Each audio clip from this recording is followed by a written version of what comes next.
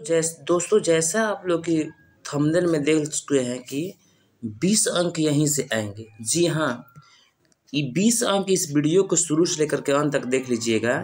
तो भूगोल के ज्योग्राफी के जो भी 20 नंबर है वो 20 नंबर यहीं से आएंगे। जैसा कि आप लोगों को पता है कि सोशल साइंस में, सोशल स्टडीज़ में क्या होता है कि 4 सब्जेक्ट है: हिस्ट्री, ज्योग्राफी, सिविक्स, इकोनॉमिक्स और डिजास्टर मैनेजमेंट, आपदा प्रबंधन। तो इसमें आप लोगों के पूरे 100 नंबर में से आप लोगों के 20 नंबर तो प्रैक्टिकल से जो कि दिया जाएगा आप लोगों के स्कूल में। और स्कूल में 20 नंबर लोग देंगे, 20 नंबर में से 19 नंबर मिलेगा, 18 नंबर मिलेगा। तो डिपेंड आप लोगों के बिहेव पर करता है और आप लोगों की पढ़ाई पर करता है, कैसा आप लोगों का बिहेव है स्कूल के प्रति, ये स्कूल से मिलेगा।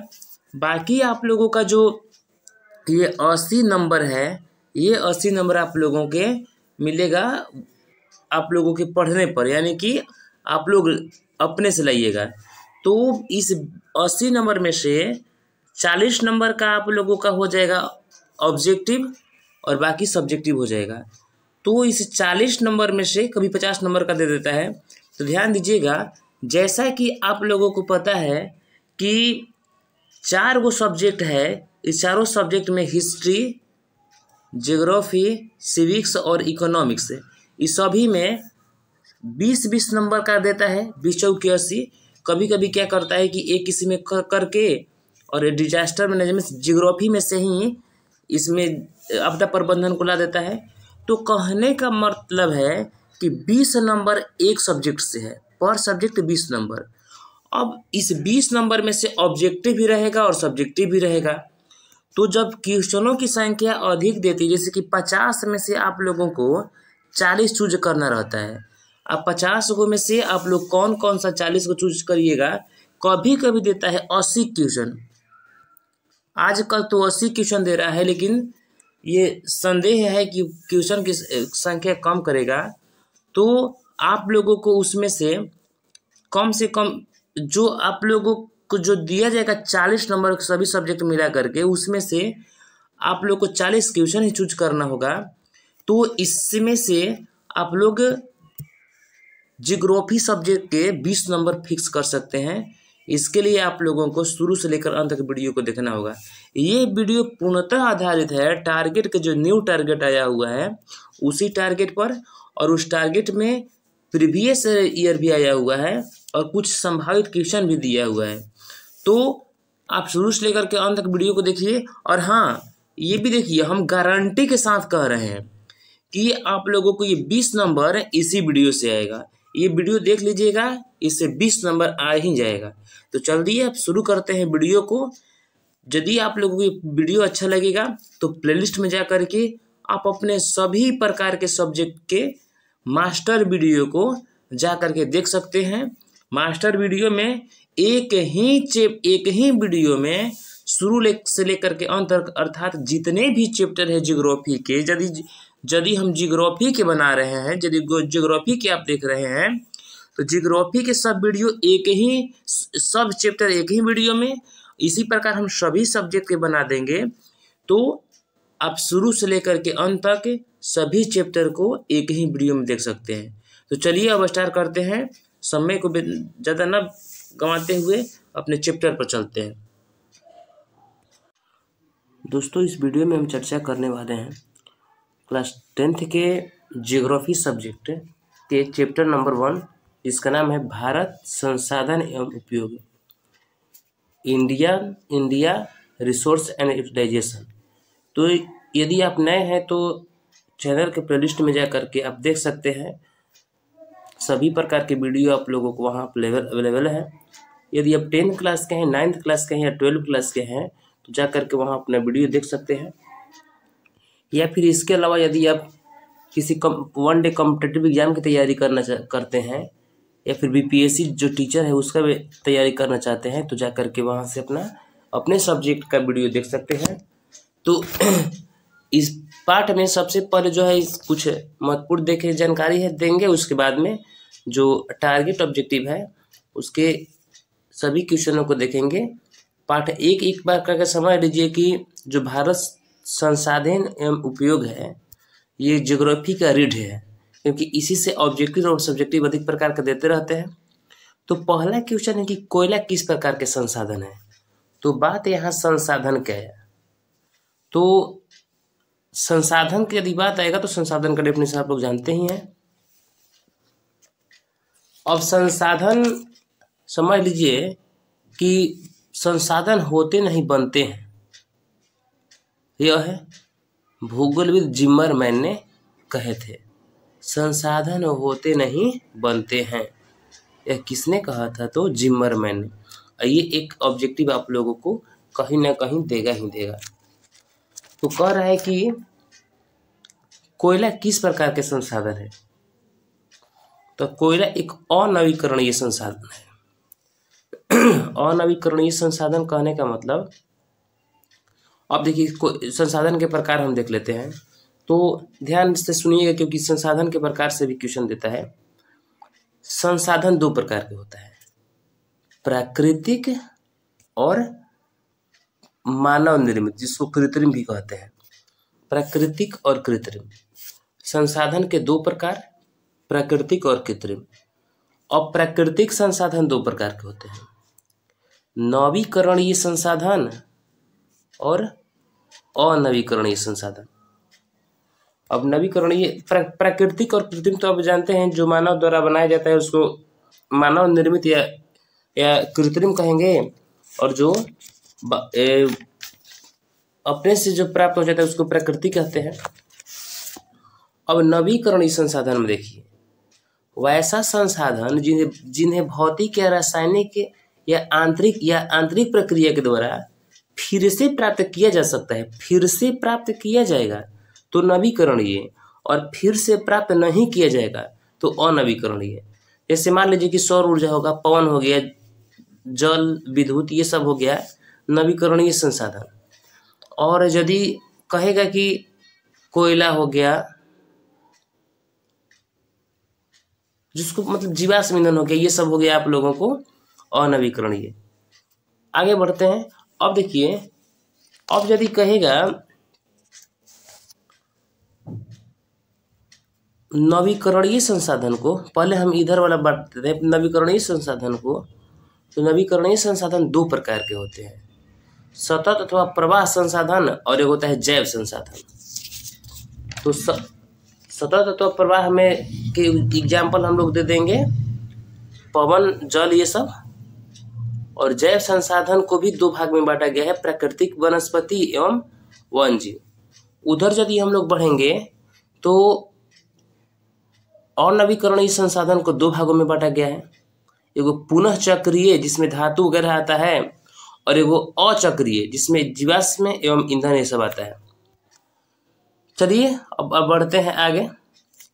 सौर ऊर्जा निम्नलिखित में से कौन सा संसाधन है? सौर ऊर्जा देखिए बहुत बढ़िया आया हुआ क्वेश्चन है, इसलिए इस सभी क्वेश्चन एक प्रकार के से इम्पोर्टेंट है, सभी को देख लीजिएगा अच्छा से। तो सौर ऊर्जा, तो सौर ऊर्जा एक तरफ से पुनः पूर्ति योग्य संसाधन है। यदि इसमें नवीकरणीय संसाधन होता तो नवीकरणीय पर सही कर देते, लेकिन यहाँ नवीकरणीय नहीं है, पुनः प्रतियोग्य है, इसलिए यही सही होगा। अगले क्वेश्चन की ओर बढ़ते हैं। कह रहे कि तटरेखा से कितने किलोमीटर क्षेत्र की सीमा अपवर्जक आर्थिक क्षेत्र कहलाते हैं? अपवर्जक आर्थिक क्षेत्र कहने का मतलब है कि 200 किलोमीटर के सीमा तक जो क्षेत्र रहेगा तटरेखा से 200 किलोमीटर की दूरी तक, उसको अपवर्जक आर्थिक क्षेत्र कहेंगे। डाकू की अर्थव्यवस्था का संबंध किससे है? डाकू की अर्थव्यवस्था कहेगा तो डाकू की अर्थव्यवस्था का संबंध संसाधन के विदोहन से है, संसाधन के विदोहन।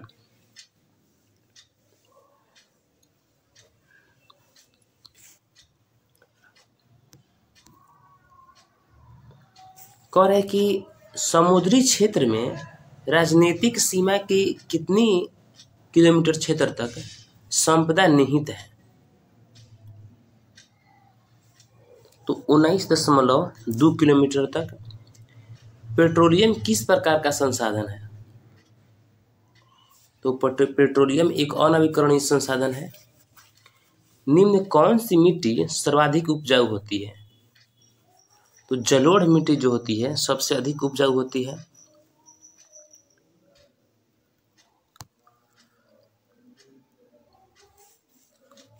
काली मृदा का दूसरा नाम क्या है? देखिए बहुत बढ़िया ये क्वेश्चन है। काली मृदा का दूसरा नाम क्या है? तो रेगूर मृदा। मरुस्थलीय मृदा का विस्तार निम्न में कहाँ है? निम्न में से कहाँ है मरुस्थलीय मृदा का? तो मरुस्थलीय मृदा का जहाँ रेगिस्तान रहेगा, मरा हुआ भूमि रहेगा, यानी कि राजस्थान। सोपानी कृषि किस राज्य में प्रचलित है? सोपानी कृषि कहेगा तो उत्तराखंड में। सोपानी कृषि कहाँ? तो उत्तराखंड में। ये सब क्वेश्चन इंपॉर्टेंट है। पंजाब में भूमि निम्नीकरण का मुख्य कारण क्या है? भूमि निम्नीकरण का मुख्य कारण देखिए 1 2 3 4 5 सब क्वेश्चन बार बार, इसलिए बार बार हम कह रहे हैं कि रीढ़ है एक तरफ से ज्योग्राफी के। तो पंजाब में भूमि निम्नीकरण कह रहा है, तो भूमि निम्नीकरण कहेगा तो अधिक सिंचाई, वहाँ सिंचाई का साधन अधिक है, अच्छा पर्याप्त है। कौन सी मिट्टी कपास की खेती के लिए सर्वोत्तम मानी जाती है? तो क से कपास और क से काली मिट्टी। क से कपास, क से काली मिट्टी। भारत में लगभग कितने करोड़ हेक्टेयर भूमि का क्षरण हो चुका है? एक होता है संक्षारण और एक होता है संरक्षण। तो संक्षारण का मतलब होता है कटाव और संरक्षण का मतलब होता है बचाव। तो कह रहे हैं कि भारत में कितने करोड़ हेक्टेयर भूमि का क्षरण हो चुका है? तो क्षरण की बात कहेगा तो ये हो जाएगा आप लोगों को 13 करोड़ हेक्टेयर का। मेढक के प्रजनन को नष्ट करने वाला रसायन कौन सा है? मेढक के प्रजनन को नष्ट करने वाला रसायन कह रहा है, तो ये एड्रीनन है। एड्रीन। देश के बांधों को किसने भारत का मंदिर कहा था? देखिए बहुत बनाया हुआ है, भारत का मंदिर।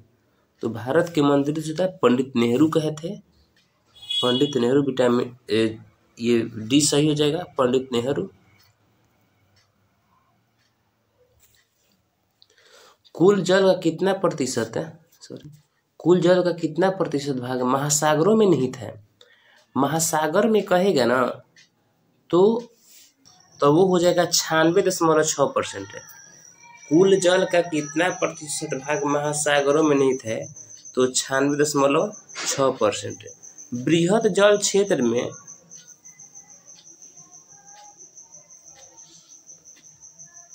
बृहद क्षेत्र में जल की उपस्थिति के कारण ही पृथ्वी को क्या कहते हैं? तो जल की उपस्थिति के कारण ही पृथ्वी को नीला ग्रह कहते हैं। ऐसे ही प्रश्न आता है कि नीला ग्रह किस ग्रह को कहा जाता है? तो पृथ्वी को। देखिए ये बहुत बार आया हुआ है। बिहार में अति जल दोहन से किस तत्व का संकेंद्रण बढ़ा है?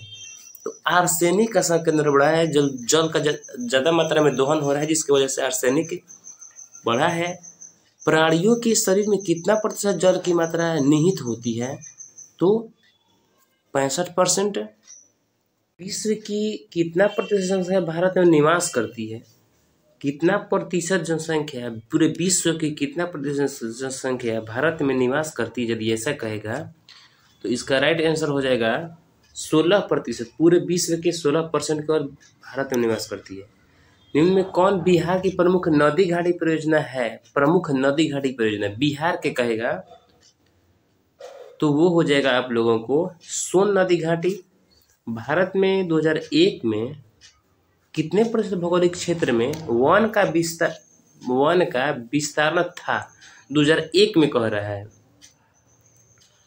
तो 2001 में कहेगा 19.27।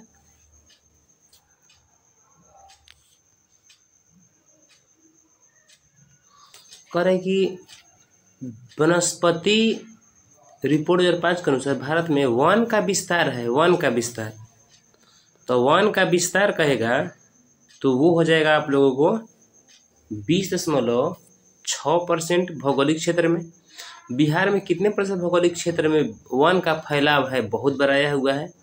बिहार में कितने परसेंट भौगोलिक क्षेत्र में वन का फैलाव है, तो 7.1। देखिए, यदि आप लोगों को कन्फ्यूजन ये रहता है कि जो 2021 में आ गया वो 2022 में नहीं आएगा, तो यहाँ देख लीजिएगा ये क्वेश्चन 2021 में भी आया है, 2022 में भी आया है, तो ऐसा अब छोड़ दीजिएगा कि जो 24 में आ गया है उसको नहीं देखें, सभी क्वेश्चन को देखना है।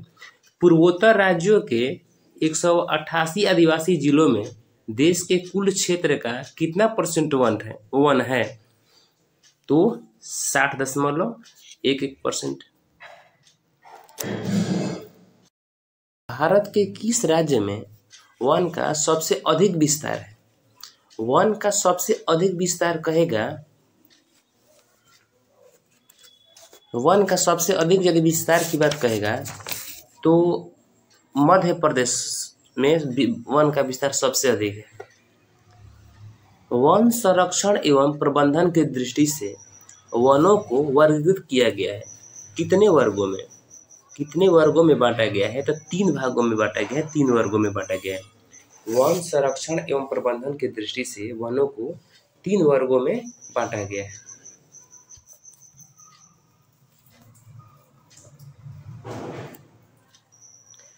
2011 की जनगणना के अनुसार भारत की आबादी कितनी थी? 2011 कह रहा है, तो 11 के अनुसार 121 करोड़ थी। अब आप लोगों को चीन को पछाड़ते हुए भारत पहला स्थान पर पहुंच गया है। FAO की वानिकी रिपोर्ट के अनुसार 1948 ईस्वी में विश्व में कितने हेक्टेयर भूमि वन का विस्तार था? 1948 ईस्वी का यहाँ बात कह रहा है, तो 1948 ईस्वी में 4 हेक्टेयर भूमि का विस्तार था। 1948 में 4 हेक्टेयर, विश्व की बात कर रहा है। भारत का राष्ट्रीय पक्षी क्या है? भारत का राष्ट्रीय पक्षी मयूर है, मोर जिसको कहते हैं। चरक का संबंध किस देश से था? चरक का संबंध किस देश से था? तो चरक जो थे भारत से थे, चरक भारत से। टेक्सोल का उपयोग होता है कैंसर में, टेक्सोल का उपयोग होता है। विश्व पर्यावरण दिवस कब मनाया जाता है? विश्व पर्यावरण दिवस, तो विश्व पर्यावरण दिवस आप लोगों 5 जून को मनाया जाता है।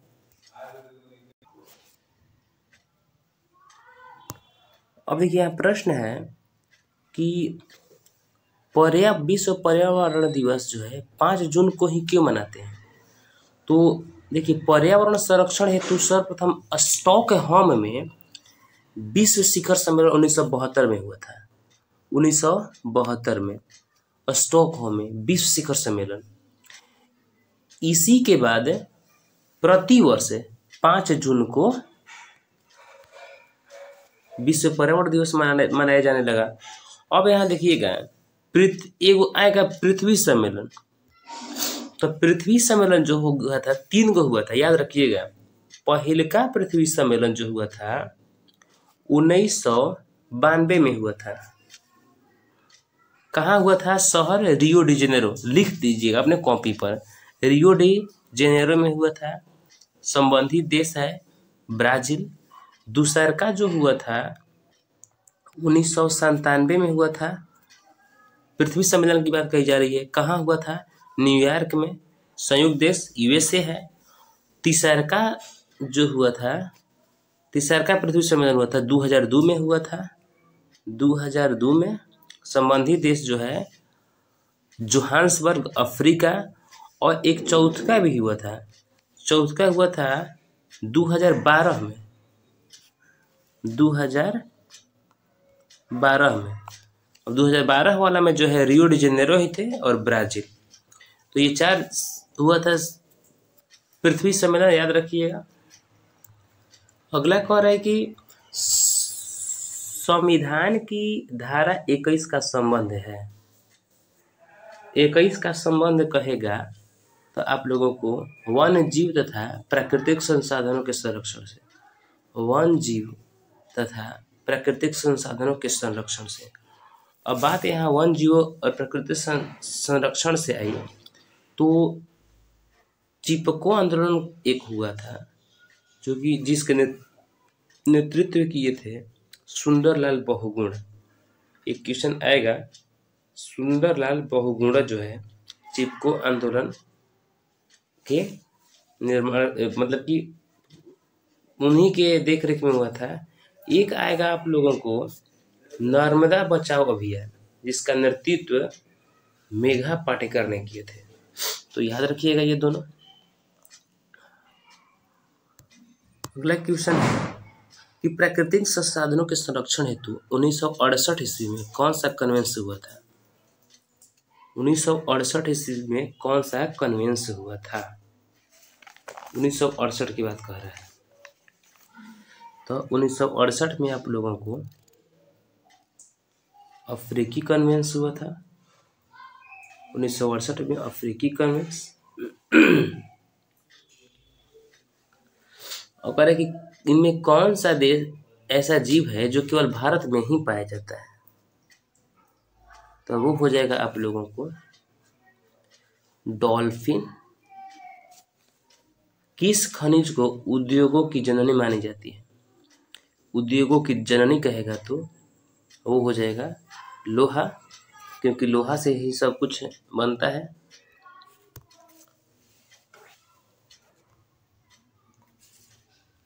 निम्न में कौन लौह अयस्क का एक प्रकार है? तो लौह अयस्क का प्रकार कहेगा तो हेमाटाइट।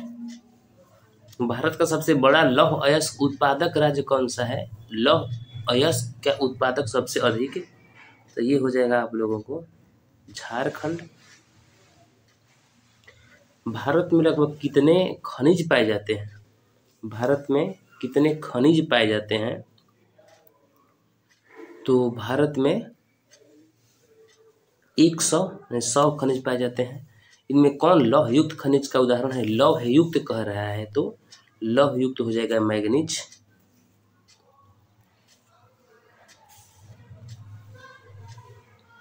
इनमें कौन लौह युक्त खनिज है? तो मैग्नीज। कह कि इनमें कौन अधात्विक खनिज का उदाहरण है? अधात्विक कहेगा तो अभ्रक हो जाएगा। छत्तीसगढ़ भारत का कितना प्रतिशत लौह अयस्क उत्पादन करता है? लौह अयस्क उत्पादन करेगा तो हो जाएगा 20%। मैग्नीज उत्पादन में भारत का विश्व में कौन सा स्थान है? मैग्नीज के उत्पादन में भारत का 3रा स्थान है। 1 टन इस्पात बनाने में कितने मैग्नीज का उपयोग होता है? 1 टन इस्पात बनाने में 10 किलोग्राम मैग्नीज का उपयोग होता है। उड़ीसा किस खनिज का सबसे बड़ा उत्पादक है?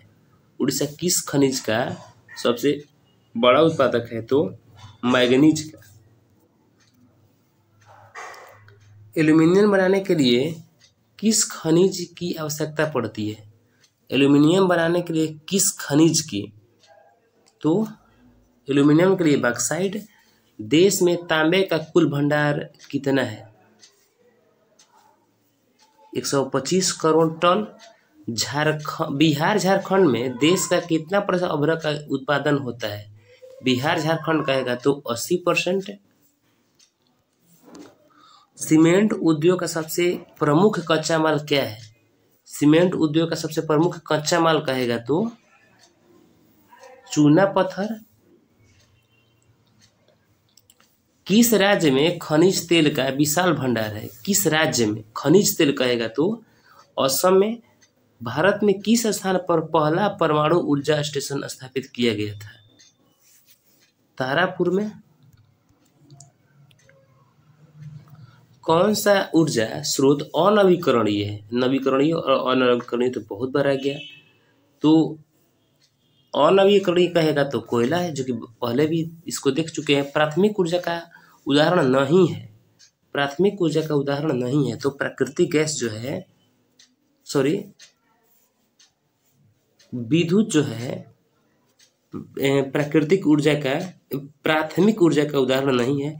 फिर से इसको देख लेते हैं। प्राथमिक ऊर्जा का उदाहरण नहीं है तो विद्युत ऊर्जा का गैर पारंपरिक स्रोत कौन सा है? ऊर्जा का गैर पारंपरिक स्रोत तो सौर ऊर्जा। गोंडवाना समूह में के कोयले का निर्माण हुआ था 20 करोड़ वर्ष पूर्व। भारत में कोयले का सर्वप्रथम उत्पादक राज्य कौन है? भारत में कोयले का सर्वप्रथम उत्पादक राज्य कहेगा तो झारखंड। कोयले का सर्वप्रथम कहेगा तो झारखंड। सर्वोत्तम कोयले का प्रकार कौन सा है? सर्वोत्तम कोयला कहेगा तो एंथ्रासाइट हो जाएगा। सर्वोत्तम कोयला एंथ्रासाइट। मुंबई हाई क्यों प्रसिद्ध है? तो मुंबई हाई खनिज तेल के हेतु प्रसिद्ध है। भारत का प्रथम तेल शोधक कारखाना कहाँ स्थित है? तो भारत का प्रथम तेल शोधक कारखाना डिगबोई में है। और प्राकृतिक गैस किस खनिज के साथ पाया जाता है? तो प्राकृतिक गैस पेट्रोलियम के साथ पाया जाता है।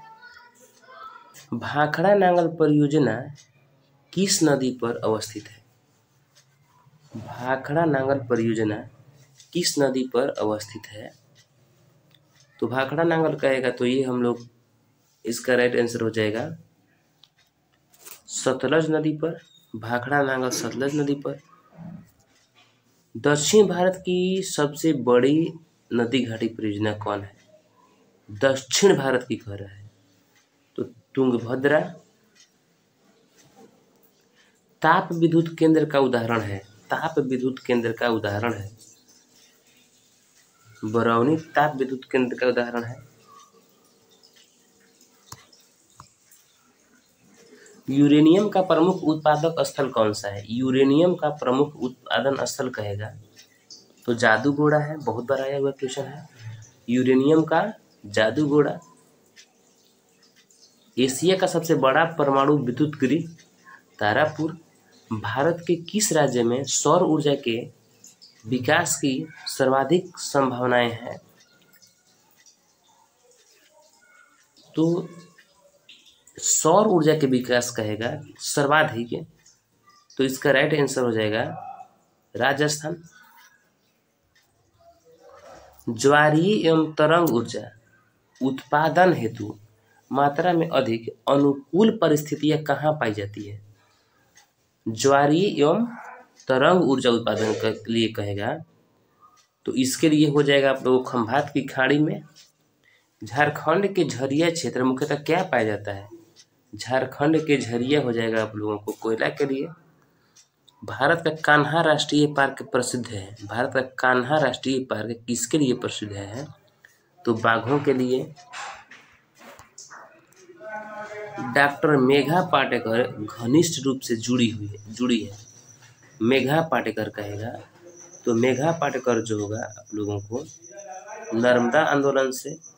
मेघा पाटेकर पहले भी बताए हैं कि मेघा पाटेकर जो है नर्मदा आंदोलन। भारत में किस खनिज का अभाव है? किस खनिज का अभाव है? तो लेड का, सीसा का। सुंदरवन है किस राज्य में? सुंदरवन किस राज्य में है? तो पश्चिम बंगाल में। कह रहा है कि किसने कहा था कि संसाधन होते नहीं बनते हैं? देखिए आ गया क्वेश्चन। संसाधन होते नहीं बनते हैं किसने कहा था? तो जिमरमैन ने कहा था। पीतल बनाया जाता है तो पीतल, तांबा और जस्ता। इसका ट्रिक बताया गया है आप लोगों को। पिताजी। पी से पीतल, ता से तांबा, ज से जिंक कहो या जस्ता कहो। तो पीतल जो है तांबा और जस्ता दोनों से बनाया जाता है।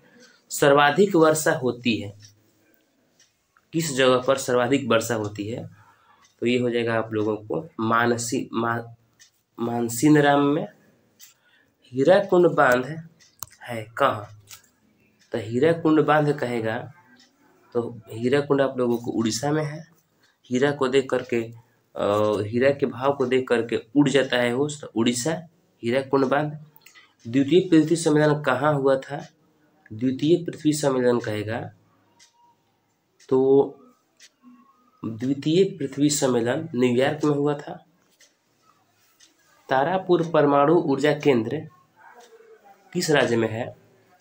तारापुर कहेगा तो महाराष्ट्र में।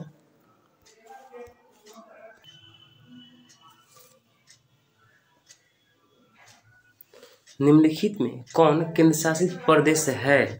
केंद्र शासित प्रदेश है कह रहा है, तो चंडीगढ़ जो है केंद्र शासित प्रदेश है। निम्नलिखित खनिजों में कोडरमा किससे संबंधित है? कोडरमा कहेगा ना, तो कोडरमा आप लोगों को अभ्रक के लिए संबंधित है। लौह अयस्क है कौन सा संसाधन? लौह अयस्क कहेगा तो अनवीकरणीय संसाधन है। लौह अयस्क कौन सा संसाधन है? तो अनवीकरणीय संसाधन है। सॉरी, अरे कि एशिया का पहला निर्यातक संवर्धन क्षेत्र कहाँ स्थापित किया गया? एशिया का पहला निर्यातक संवर्धन क्षेत्र कहेगा तो इसमें हम लोग कहेंगे भारत को। प्राकृतिक गैस पाई जाती है, प्राकृतिक गैस पाई जाती है तो खनिज तेल के साथ है। गोविंद सागर कृत्रिम जलाशय से संबंधित है। गोविंद सागर कृत्रिम जलाशय कहेगा तो भाखड़ा नांगल बांध से। गोविंद सागर भाखड़ा नांगल। सबसे घटिया कोयला कौन है? तो सबसे घटिया कोयला होगा पीट कोयला, ऑप्शन डी पीट कोयला।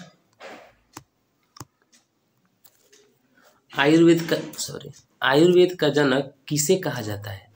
आयुर्वेद का जनक कहेगा तो आयुर्वेद का जनक हम लोग चरक को कहते हैं। भारत में सबसे लंबा बांध कौन सा है? सबसे लंबा बांध हीराकुंड बांध हो जाएगा। निम्न में कौन जीवाश्म ईंधन है? जीवाश्म ईंधन कहेगा तो कोयला भी है, पेट्रोलियम भी है, प्राकृतिक गैस, यानी इनमें से सभी हो जाएगा। भारत का प्रथम परमाणु विद्युत गृह कहाँ है? परमाणु विद्युत गृह कह रहा है। परमाणु विद्युत गृह हो जाएगा आप लोगों को तारापुर। परमाणु विद्युत गृह तारापुर। मानीकरण भूतापीय ऊर्जा संयंत्र किस राज्य में है? मानीकरण भूतापीय ऊर्जा संयंत्र किस राज्य में है? तो ये हो जाएगा आप लोगों को हिमाचल प्रदेश में। सिंदरी किस उद्योग के लिए माना जाता है? सिंदरी किस उद्योग के लिए? तो सिंदरी हो जाएगा उर्वरक उद्योग के लिए। गिर राष्ट्रीय उद्यान कहाँ है? गिर गुजरात में है। गिर गुजरात। कह रहे हैं कि प्रथम पृथ्वी सम्मेलन कहाँ आयोजित हुआ? प्रथम पृथ्वी सम्मेलन कहाँ आयोजित हुआ था? तो रियो डी जेनेरो में।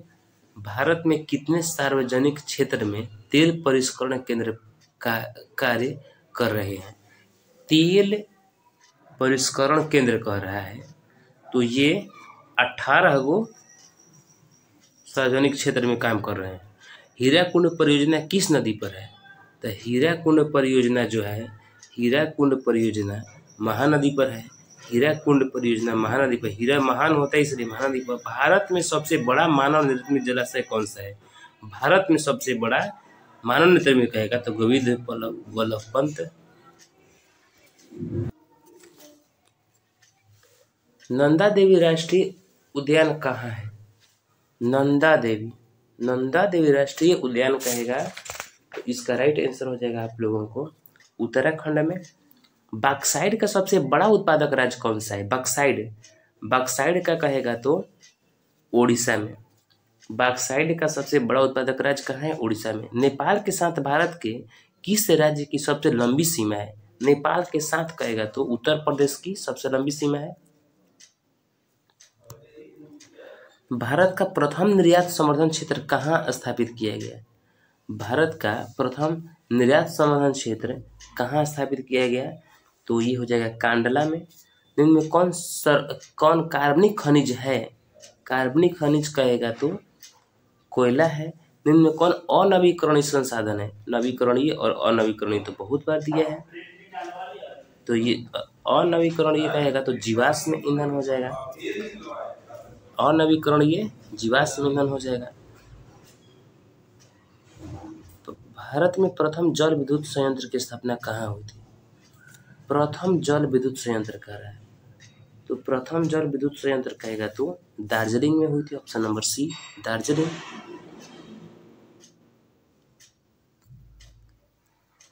भारत में मुख्यतः किस प्रकार का कोयला पाया जाता है? भारत में मुख्यतः किस प्रकार का कोयला पाया जाता है? इसका राइट आंसर हो जाएगा आप लोगों को बिटुमिनस। भारत में मुख्यतः किस प्रकार का कोयला पाया जाता है? तो बिटुमिनस। भारत की प्राचीनतम कोयले की खान कौन है? कोयले की खान कह रहा है तो प्राचीनतम में आ जाएगा रानीगंज। भारत की प्राचीनतम कोयले की खान कौन है? तो रानीगंज। नागार्जुन सागर परियोजना किस नदी पर है? नागार्जुन कहेगा तो नागार्जुन हो जाएगा कृष्णा नदी पर। नागार्जुन सागर परियोजना कृष्णा नदी पर। निम्न में कौन अजैव संसाधन का उदाहरण है? अजैव। अजैव कहेगा तो खनिज जो है अजैव संसाधन का उदाहरण है। द्वितीय पृथ्वी सम्मेलन कहाँ आयोजित हुआ था?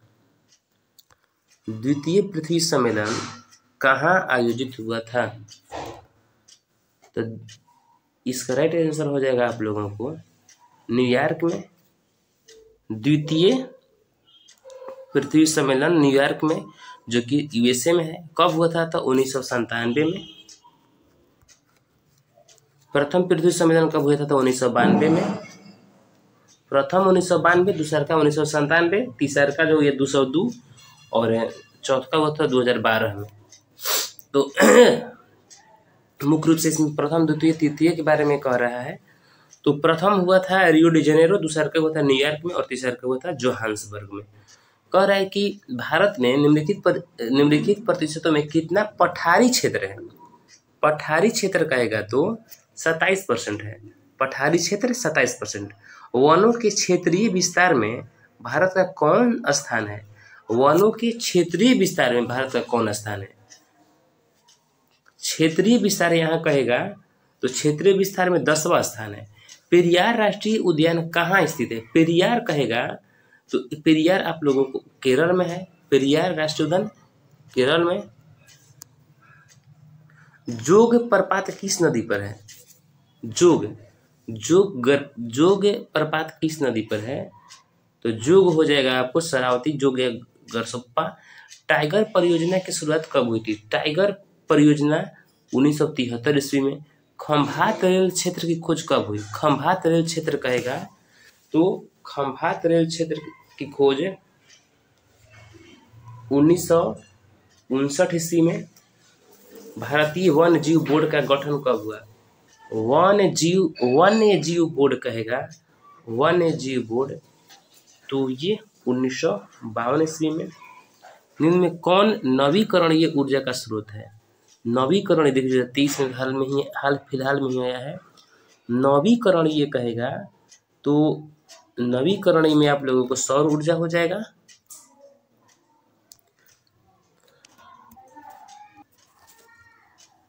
भारत का सबसे लंबा बांध कौन सा है? लंबा बांध कहेगा तो लंबा बांध में हो जाएगा आप लोगों को हीराकुंड। लंबा बांध कहेगा तो हीराकुंड। निम्न कौन भारत का पहला स्वदेशी प्रयास से बना परमाणु विद्युत केंद्र है? परमाणु विद्युत केंद्र का है तारापुर परमाणु विद्युत केंद्र। ये सब 2023 में आया हुआ क्वेश्चन है हाल फिलहाल में, तो इसलिए इसको ये और इम्पोर्टेंट है। भारत का पहला सीमेंट संयंत्र कहाँ स्थापित हुआ? पहला सीमेंट संयंत्र कहाँ स्थापित हुआ? तो ये हो जाएगा आप लोगों को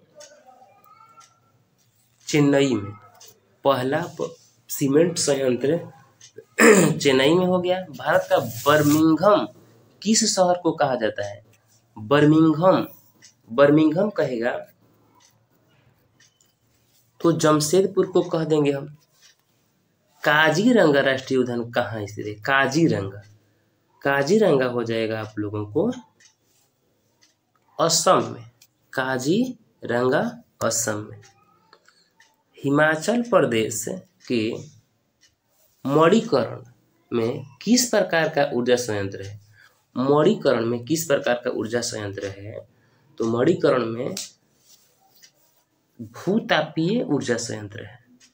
कैगा परमाणु विद्युत गृह किस राज्य में है? कैगा कहेगा तो कैसे कहेगा कैसे कर्नाटक। कैसे कहेगा कैसे कर्नाटक। भारत के किस राज्य में सौर ऊर्जा के विकास की सर्वाधिक संभावनाएं हैं?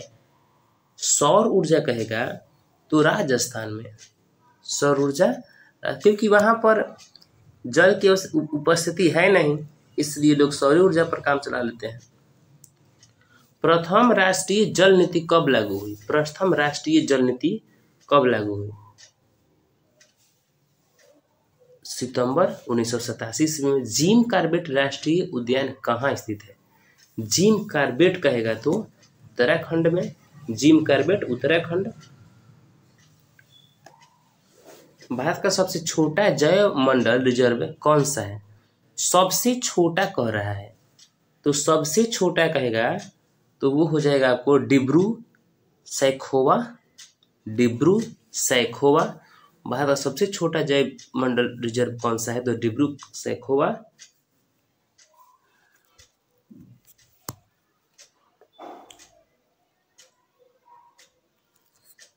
कह रहे कि क्यूनाइन का उपयोग होता है। क्यूनाइन का उपयोग मलेरिया में होता है। कृष्णा राज सागर बांध किस नदी पर है? कृष्णा राज सागर बांध, तो ये हो जाएगा कावेरी नदी पर। क से कृष्णा, क से कावेरी। नर्मदा घाटी परियोजना किस राज्यों से संबंधित है? 2-3 बार आया हुआ है नर्मदा घाटी।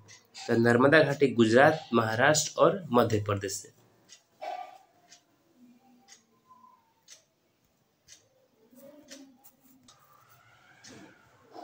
काली मिट्टी कहाँ पाई जाती है? काली मिट्टी जो है महाराष्ट्र में पाई जाती है। काली मिट्टी सबसे अधिक किस फसल को, मतलब कि काली मिट्टी से किस फसल का उत्पादन सबसे अधिक होता है? तो कपास का। निम्न में से किसे नवीन जलोढ़ मिट्टी कहा जाता है? नवीन जलोढ़ मिट्टी कहेगा तो खादर, और पुरानी कहेगा तो बागर। नर्मदा घाटी परियोजना का संबंध किस राज्य से है? नर्मदा घाटी तो गुजरात, महाराष्ट्र, मध्य प्रदेश।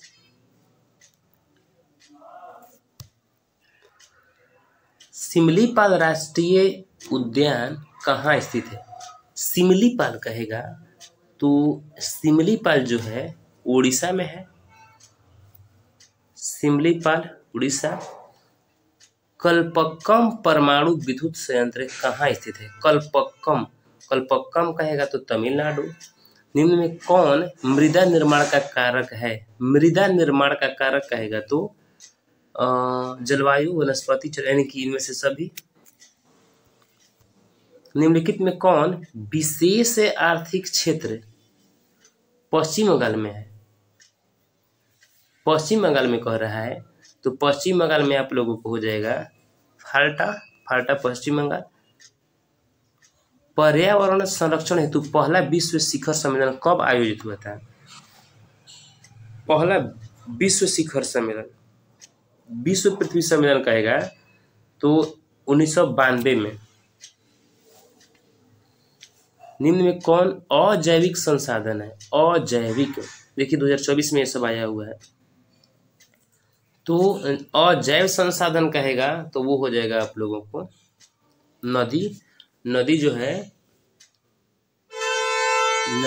अजैविक संसाधन है।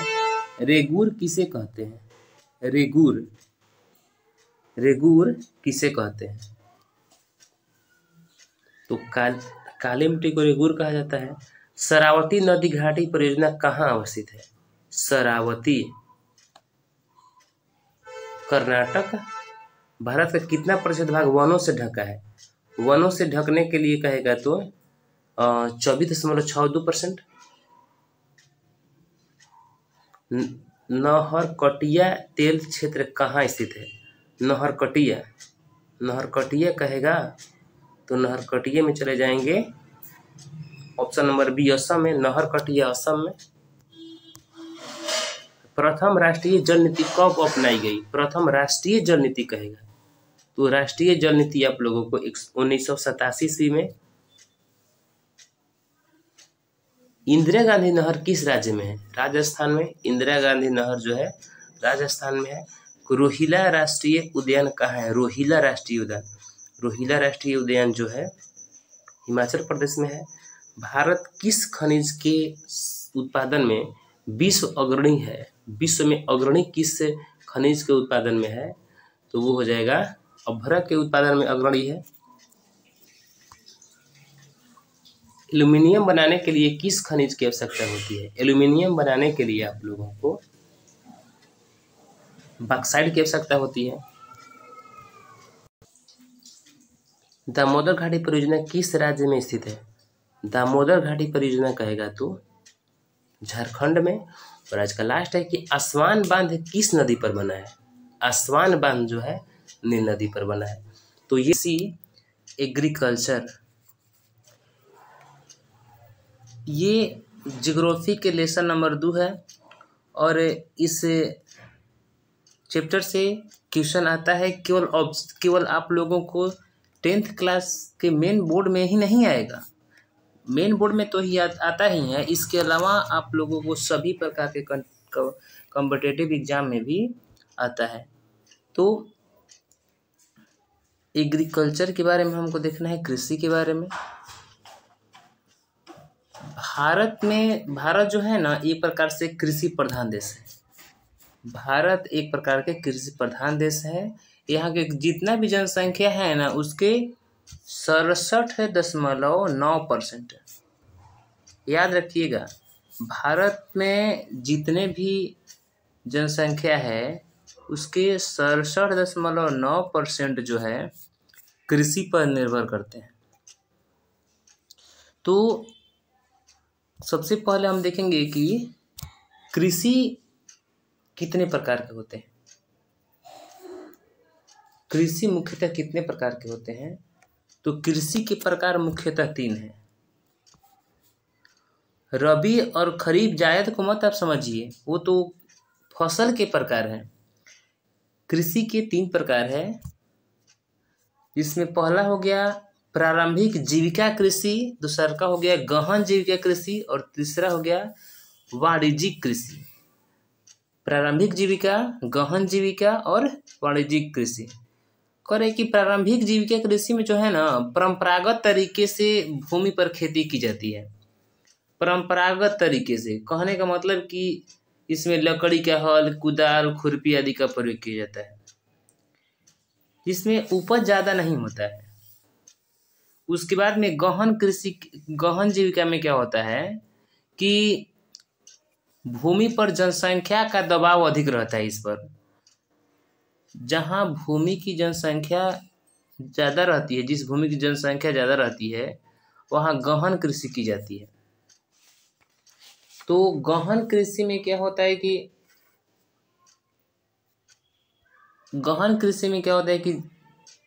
इससे अधिक मतलब कि उपज होती है। गहन कृषि में तो मतलब कि आधुनिक तरीक़ा से उसमें कृषि की जाती है। प्रारंभिक जीविका में जो है ना, हल वल का प्रयोग करके नॉर्मल किया जाता है। लेकिन गहन कृषि में क्या होता है कि मुख्य रूप से क्या होता है कि ज़्यादा से ज़्यादा मात्रा में आज का जो नया तकनीक होता है उसको देख कर किया जाता है। जबकि वाणिज्यिक कृषि में वाणिज्य व्यापार को देखते हुए किया जाता है। चलिए, तो अब उधर ना देकर के, हाँ एक बात है, यहाँ फसल के बारे में कहा जा रहा है। तो फसल जो होता है 3 प्रकार के होता है। पहला हो गया रबी फसल, खरीफ फसल और जायद फसल। इस पर हम इसलिए चर्चा कर रहे हैं क्योंकि यहाँ पहला क्वेश्चन ही रबी फसल के बारे में कह दे रहा है। तो करे कि जो खरीफ फसल होता है, खरीफ फसल को मुख्य रूप से वर्षा ऋतु में, 1 नंबर से तो ये आएगा कि खरीफ फसल जो है किस ऋतु से संबंधित है, तो वर्षा ऋतु से। करे कि खरीफ फसल जून से जुलाई में क्या होता है कि बोया जाता है, अक्टूबर से नवंबर तक इसको काट लिया जाता है। यानी जून जुलाई में बोया जाता है, अक्टूबर नवंबर तक इसको काट लिया जाता है। ये अब आपका NCERT कहता है। अब इसकी प्रमुख फसलें, खरीफ की प्रमुख फसलें हो गया चावल, मकई, ज्वार, बाजरा, अरहर, मूंग, उड़द, कपास, तिल, जूट, मूंगफली, ये सब याद रखिएगा। कभी कभी इससे भी क्वेश्चन पूछ लेता है। अब रबी पर हम लोग करते हैं। तो रबी जो होता है ना, रबी फसल जो होता है, रबी फसल अक्टूबर से नवंबर में इसको बोया जाता है और मार्च अप्रैल में इसको काट दिया जाता है। यदि ऐसा क्वेश्चन है कि किस ऋतु से, तो रबी फसल शीत ऋतु से संबंधित है। इसमें गेहूं, जौ, चना, मसूर, मटर, तीसी, ये सब है, सरसों वगैरह। अब एक कहते हैं जायद।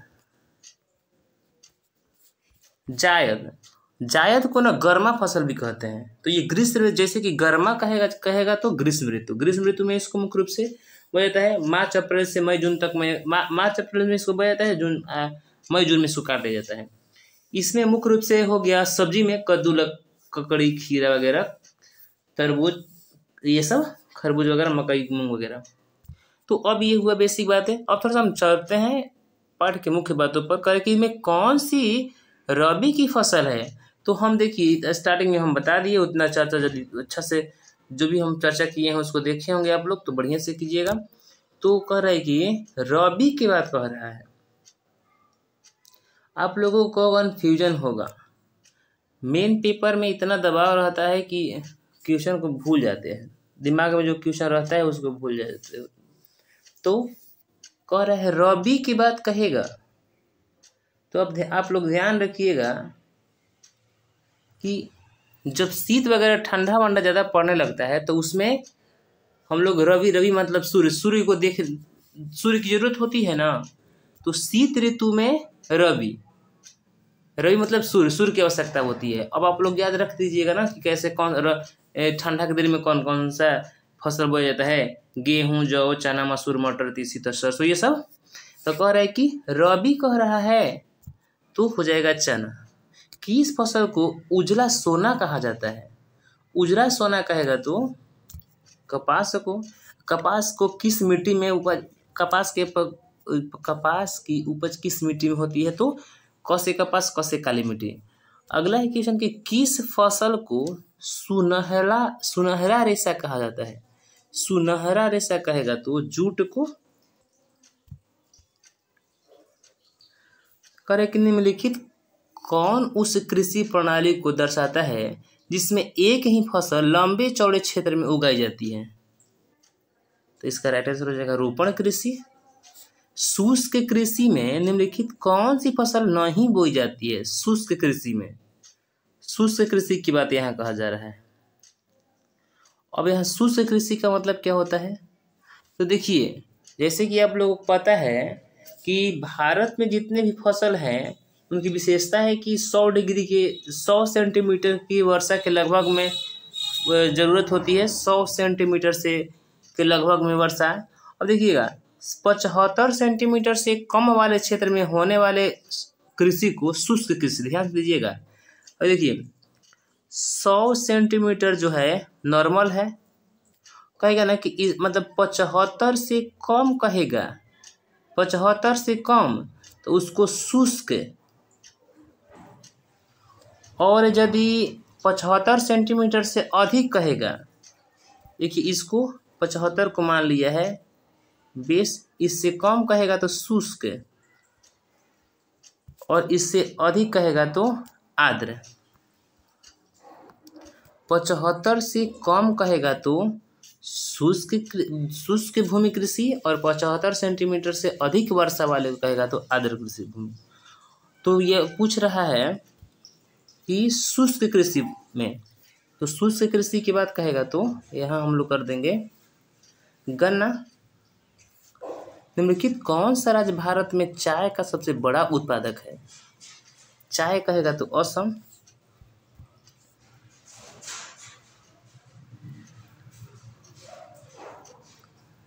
कर रहा है कि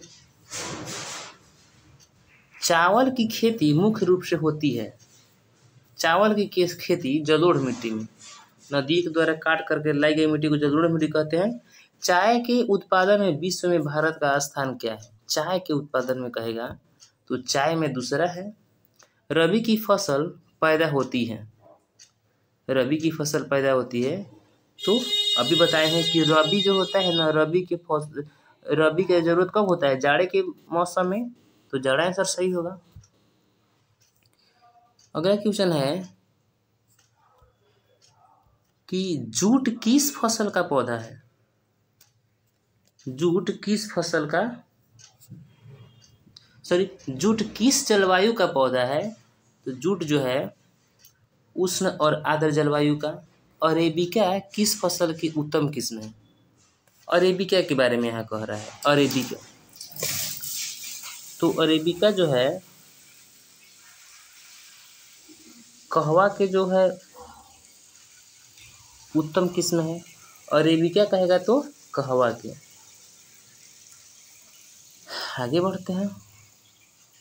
संसार के चावल उत्पादक देशों में भारत का स्थान कौन सा है? दूसरा, चावल के बारे में कहेगा तो दूसरा, भारत में कौन सा राज्य सबसे अधिक गेहूं उत्पन्न करता है? गेहूं कहेगा ना तो गेहूं में हम लोग कर देंगे उत्तर प्रदेश। अब देखिएगा इसमें जैसे कहने का मतलब कि दो प्रकार की भूमि होता है। एक भूमि में क्या होता है कि वर्षा अधिक होता है तो वहाँ चावल का उत्पादन किया जाता है, और जहाँ वर्षा कम होता है वहाँ पर ये गेहूं का उत्पादन किया जाता है। चलिए अगले क्वेश्चन की ओर बढ़ते हैं। भारत में कौन सा राज्य सबसे अधिक गेहूं का उत्पादन करता है? तो ये हो गया आप लोग को उत्तर प्रदेश। गेहूं उत्पादन में विश्व में भारत का स्थान क्या है? गेहूं के उत्पादन में विश्व में भारत का दूसरा स्थान है। भारत का सबसे बड़ा जूट उत्पादक राज्य कौन सा है? जूट के बारे में कहेगा ना तो जूट उत्पादक राज्य हो जाएगा आप लोगों को पश्चिम बंगाल। निम्नलिखित में खरीफ फसल कौन है? खरीफ कहेगा तो चावल हो जाएगा। खरीफ कहेगा तो चावल हो जाएगा। चावल किस प्रकार की जलवायु का पौधा है? चावल किस प्रकार की जलवायु का पौधा है? तो इसका राइट आंसर हो जाएगा आप लोगों को उष्ण शुष्क। चावल है क्या? तो चावल एक प्रकार के खरीफ फसल है। काली मिट्टी उपयुक्त है किसके लिए? काली मिट्टी कहेगा तो काली मिट्टी उपयुक्त हो जाएगा आप लोगों को कपास के लिए। काली मिट्टी कपास, क से काली मिट्टी या क से कपास। इससे पहले वाला हम बताए ही हैं। दाल किस पौष्टिक अंश का स्रोत है? दाल, तो दाल जो होता है दाल से प्रोटीन प्राप्त होता है।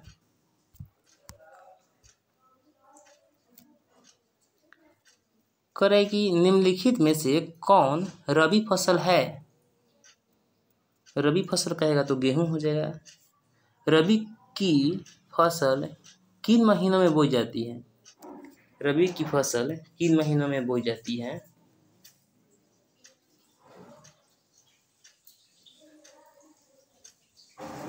तो बताए हैं स्टार्टिंग में हम अक्टूबर नवंबर में। लेकिन में कौन व्यवसायिक फसल नहीं है कह रहा है? व्यवसायिक फसल नहीं है कहेगा तो गेहूं जो है व्यवसायिक फसल नहीं है। निम्न में से कौन रोपण फसल नहीं है? रोपण के बारे में कहेगा तो रोपण हो जाएगा आप लोगों को। गेहूं जो है रोपण फसल नहीं है।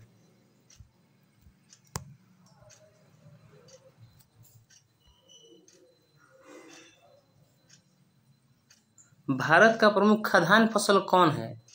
प्रमुख खाद्यान्न फसल के बारे में कह रहा है तो प्रमुख खाद्यान्न फसल कहेगा तो आप लोगों को धान हो जाएगा। प्रमुख खाद्यान्न फसल धान। निम्न में कौन खरीफ फसल है? खरीफ कहेगा तो कपास। धान का एक प्रकार है तो हाँ धान के प्रकार के बारे में यहाँ कहा जा रहा है।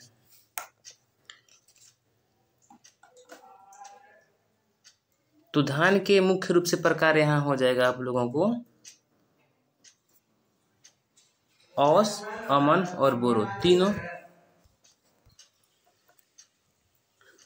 धान के तीनों प्रकार है। कह रहा है कि निम्न में से किसकी खेती में से नाइट्रोजन का स्थिरीकरण होता है? तो नाइट्रोजन का स्थिरीकरण कहेगा ना तो दलहनी पौधे में क्या होता है कि नाइट्रोजन को नाइट्रेट में बदलने की वो होती है क्षमता होती है। वायुमंडल से नाइट्रोजन को लेकर उसको नाइट्रेट में बदल देता है। करे कि नवीन जलोढ़ मृदा का अन्य नाम क्या है?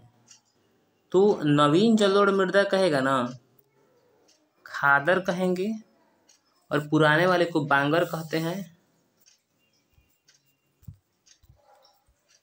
वर्षा ऋतु में बोई जाने वाली फसल को क्या कहते हैं? तो वर्षा ऋतु में बोई जाने वाली खरीफ होती है। ब्रिटेन के सहयोग से कहाँ लौह इस्पात उद्योग बनाया गया? ब्रिटेन के सहयोग से कहेगा तो ब्रिटेन के सहयोग से कहेगा तो दुर्गापुर। ब्रिटेन के सहयोग से दुर्गापुर। ऐसे देखिए एक है, ठीक है, बोकारो ना और भिलाई जो है, बोकारो भिलाई जो है ये दोनों रूस के सहयोग से बनाया गया है। बोकारो और भिलाई, तो इसका एगो ट्रिक है कि बोका भुलाइल रूस में, यानी कि बोकारो और ये भिलाई जो है दोनों रूस से के सहयोग से बनाया गया। और ये कह रहा है कि दुर्गापुर ना, तो ये बात आप लोग समझ लीजिए कि ब्रिटेन के अंत में 10 है, 10 का मतलब होता है 10, और ये दुर्गापुर, तो दुर्गा जी के देखिएगा ना तो 10 गो हाथ है, यानी कि दुर्गापुर ब्रिटेन से संबंधित हो जाएगा। ऐसे देखिए, ऐसे तो आप लोग एक बार 2 बार 3 बार देखिएगा तो याद हो जाएगा, लेकिन ऐसे कोडिंग करके याद कीजिएगा तो बहुत जल्दी याद हो जाएगा। तो दुर्गा जी के कितना हाथ थे? 10, यानी कि ब्रिटेन। और बोकारो भिलाई जो है रूस के सहयोग से, बोका भिलाई रूस में। अगर करें कि निम्न में से कौन रोपण फसल का उदाहरण है? तो रोपण फसल का कहेगा तो रबड़, चाय, गन्ना, यानी कि इनमें से सभी।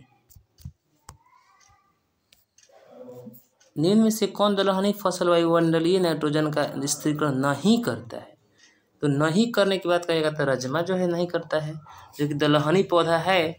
देखिए चना, मटर, मूंग ये सब करता है, दलहनी पौधा है तो, लेकिन राजमा भी है क्या है कि दलहनी पौधा है, फिर भी नहीं करता है। निम्न में पुरानी जलोढ़ मिट्टी को क्या कहते हैं? तो पुरानी जलोढ़ मिट्टी को बांगर और नई जलोढ़ मिट्टी को खादर कहते हैं। निम्नलिखित में कौन कृषि आधारित उद्योग नहीं है? कह रहा है कृषि आधारित नहीं है कहेगा तो हो जाएगा आप लोगों को सीमेंट उद्योग। किस भाग में मैंग्रोव वन सबसे अधिक पाया जाता है? मैंग्रोव वन कहेगा ना तो हम लोग सुंदर वन कहेंगे। निम्न में से कौन भारत में सर्वाधिक चाय निर्यातक पतन है? निर्यातक पतन के बारे में कहेगा तो हम लोग कर देंगे आप लोगों को कोलकाता। औ से क्या है? तो औ से एक प्रकार के धान का प्रकार है। धान के 3 गो प्रकार होता है ना, धान के 3 गो प्रकार इससे पहले वाले में आया है। कौन कौन 3 गो प्रकार है? तो औस, अमन और बोरो, ये 3 प्रकार हैं। और ध्यान दीजिएगा, जहाँ 100 सेंटीमीटर से ऊपर वर्षा होगा वहाँ धान होगा, और जहाँ 100 सेंटीमीटर से नीचे होगा वहाँ पर गेहूँ होगा। तो आगे बढ़ते हैं हम। अरे कि भूमिगत जल स्तर की गिरावट रोकने के लिए कौन योजना चलाई गई है? तो भूमिगत जल की गिरावट को रोकने के लिए वर्षा जल संग्रह, वाटर शेड मैनेजमेंट और ड्रिप सिंचाई, यानी कि इन तीनों, इनमें से सभी हो जाएगा। और इसका लास्ट क्वेश्चन है कि दक्षिण भारत में सर्वाधिक गन्ना उत्पादक राज्य कौन है?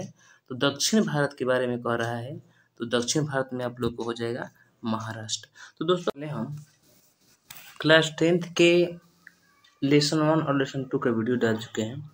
ये है क्लास 10th के जियोग्राफी सब्जेक्ट के लेसन नंबर 3, जिसका नाम है निर्माण उद्योग, कंस्ट्रक्शन इंडस्ट्री। कह रहे हैं ना कि इसमें निर्माण उद्योग के बारे में, उद्योग धंधों के बारे में बात किया जाएगा। तो कह रहा है कि भारत में आधुनिक ढंग से उद्योगों का वास्तविक विकास हुआ था 1850 ईस्वी के बाद में हुआ था। 1850 ईस्वी के बाद, तो 1854 ईस्वी में मुंबई में प्रथम सूती कपड़े की मिल की स्थापना हुई थी। 1854 ईस्वी में, याद रखिएगा क्योंकि ऑब्जेक्टिव आ सकता है। 1854 ईस्वी में पहले मुंबई में सूती मिल की स्थापना की गई थी। उसके बाद में 1855 में कोलकाता में जूट का पहला कारखाना, यहाँ से भी ऑब्जेक्टिव रहेगा।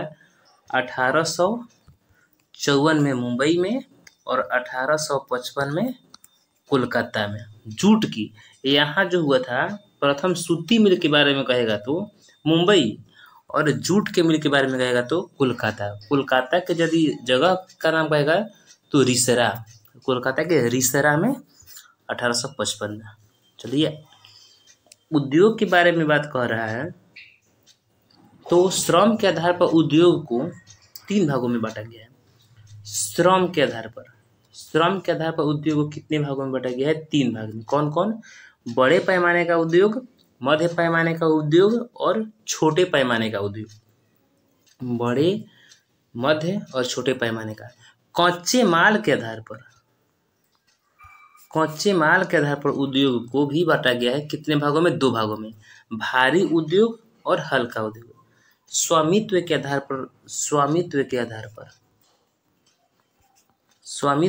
पर कितने भागों में बांटा गया है? तो 2 भागों में, सार्वजनिक उद्योग और संयुक्त अथवा सहकारी उद्योग।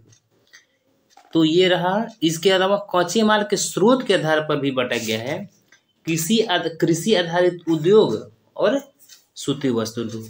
तो अब हम लोग चलते हैं क्वेश्चन पर, ये सब याद रखिएगा। तो कह रहे हैं कि देश में कितने विशेष आर्थिक क्षेत्र विकसित है?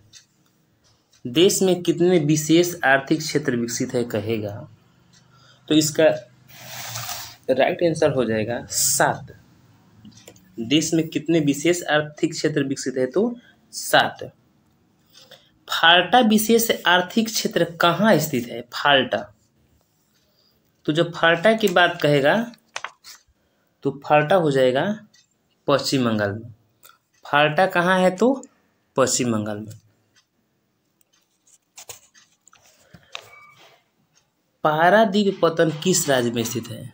पारादीप पतन, तो पारादीप जो है उड़ीसा में है। पारादीप कहाँ है? उड़ीसा में।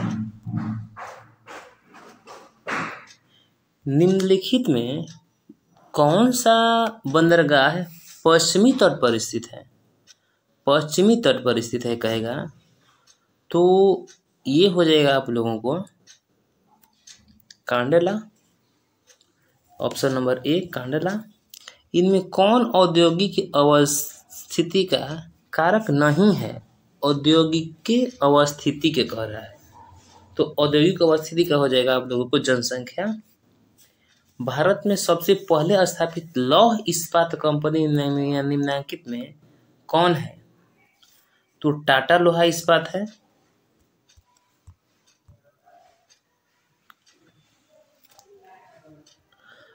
पहली आधुनिक सूती मिल मुंबई में स्थापित की गई थी। क्यों आखिर की गई थी?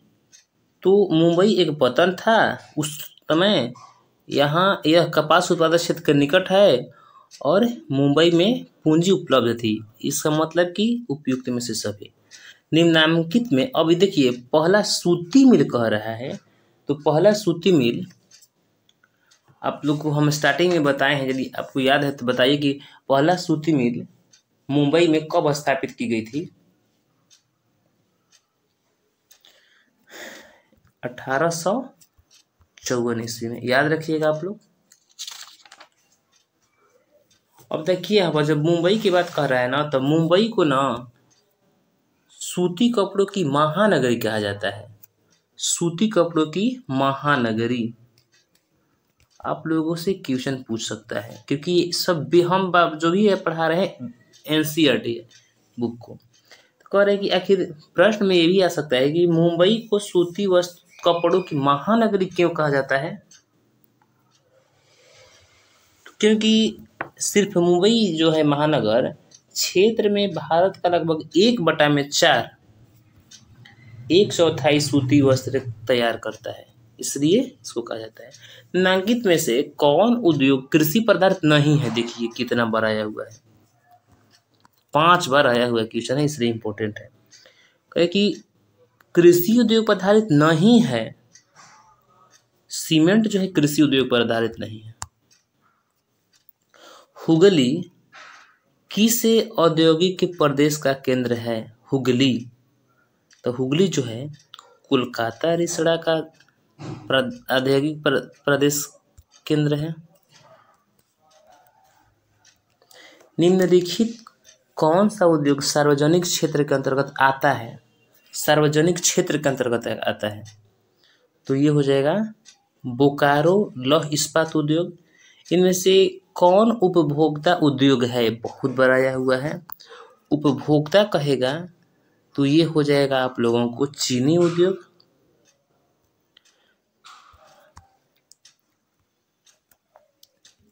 निम्नलिखित कौन सा छोटे पैमाने का उद्योग है? तो छोटे के कहेगा ना तो हो जाएगा आप लोगों को खिलौना उद्योग। छोटा कहेगा तो खिलौना उद्योग और उपभोक्ता कहेगा तो चीनी।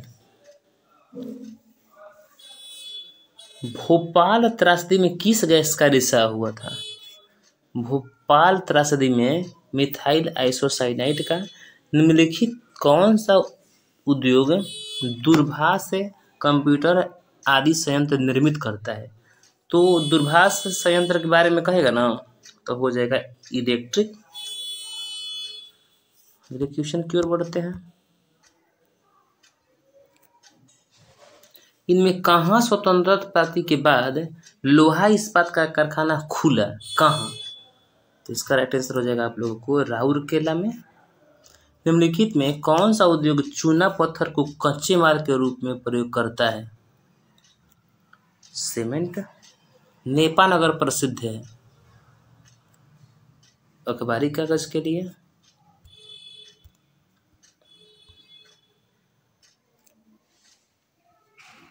करे कि मोरमुगांव बंदरगाह कहाँ है? मोरमुगांव। तो मोरमुगांव कहेगा तो गोवा में। मोरमुगांव गोवा में। कांडला विशेष आर्थिक क्षेत्र कहाँ है? कांडला। तो कांडला गुजरात में।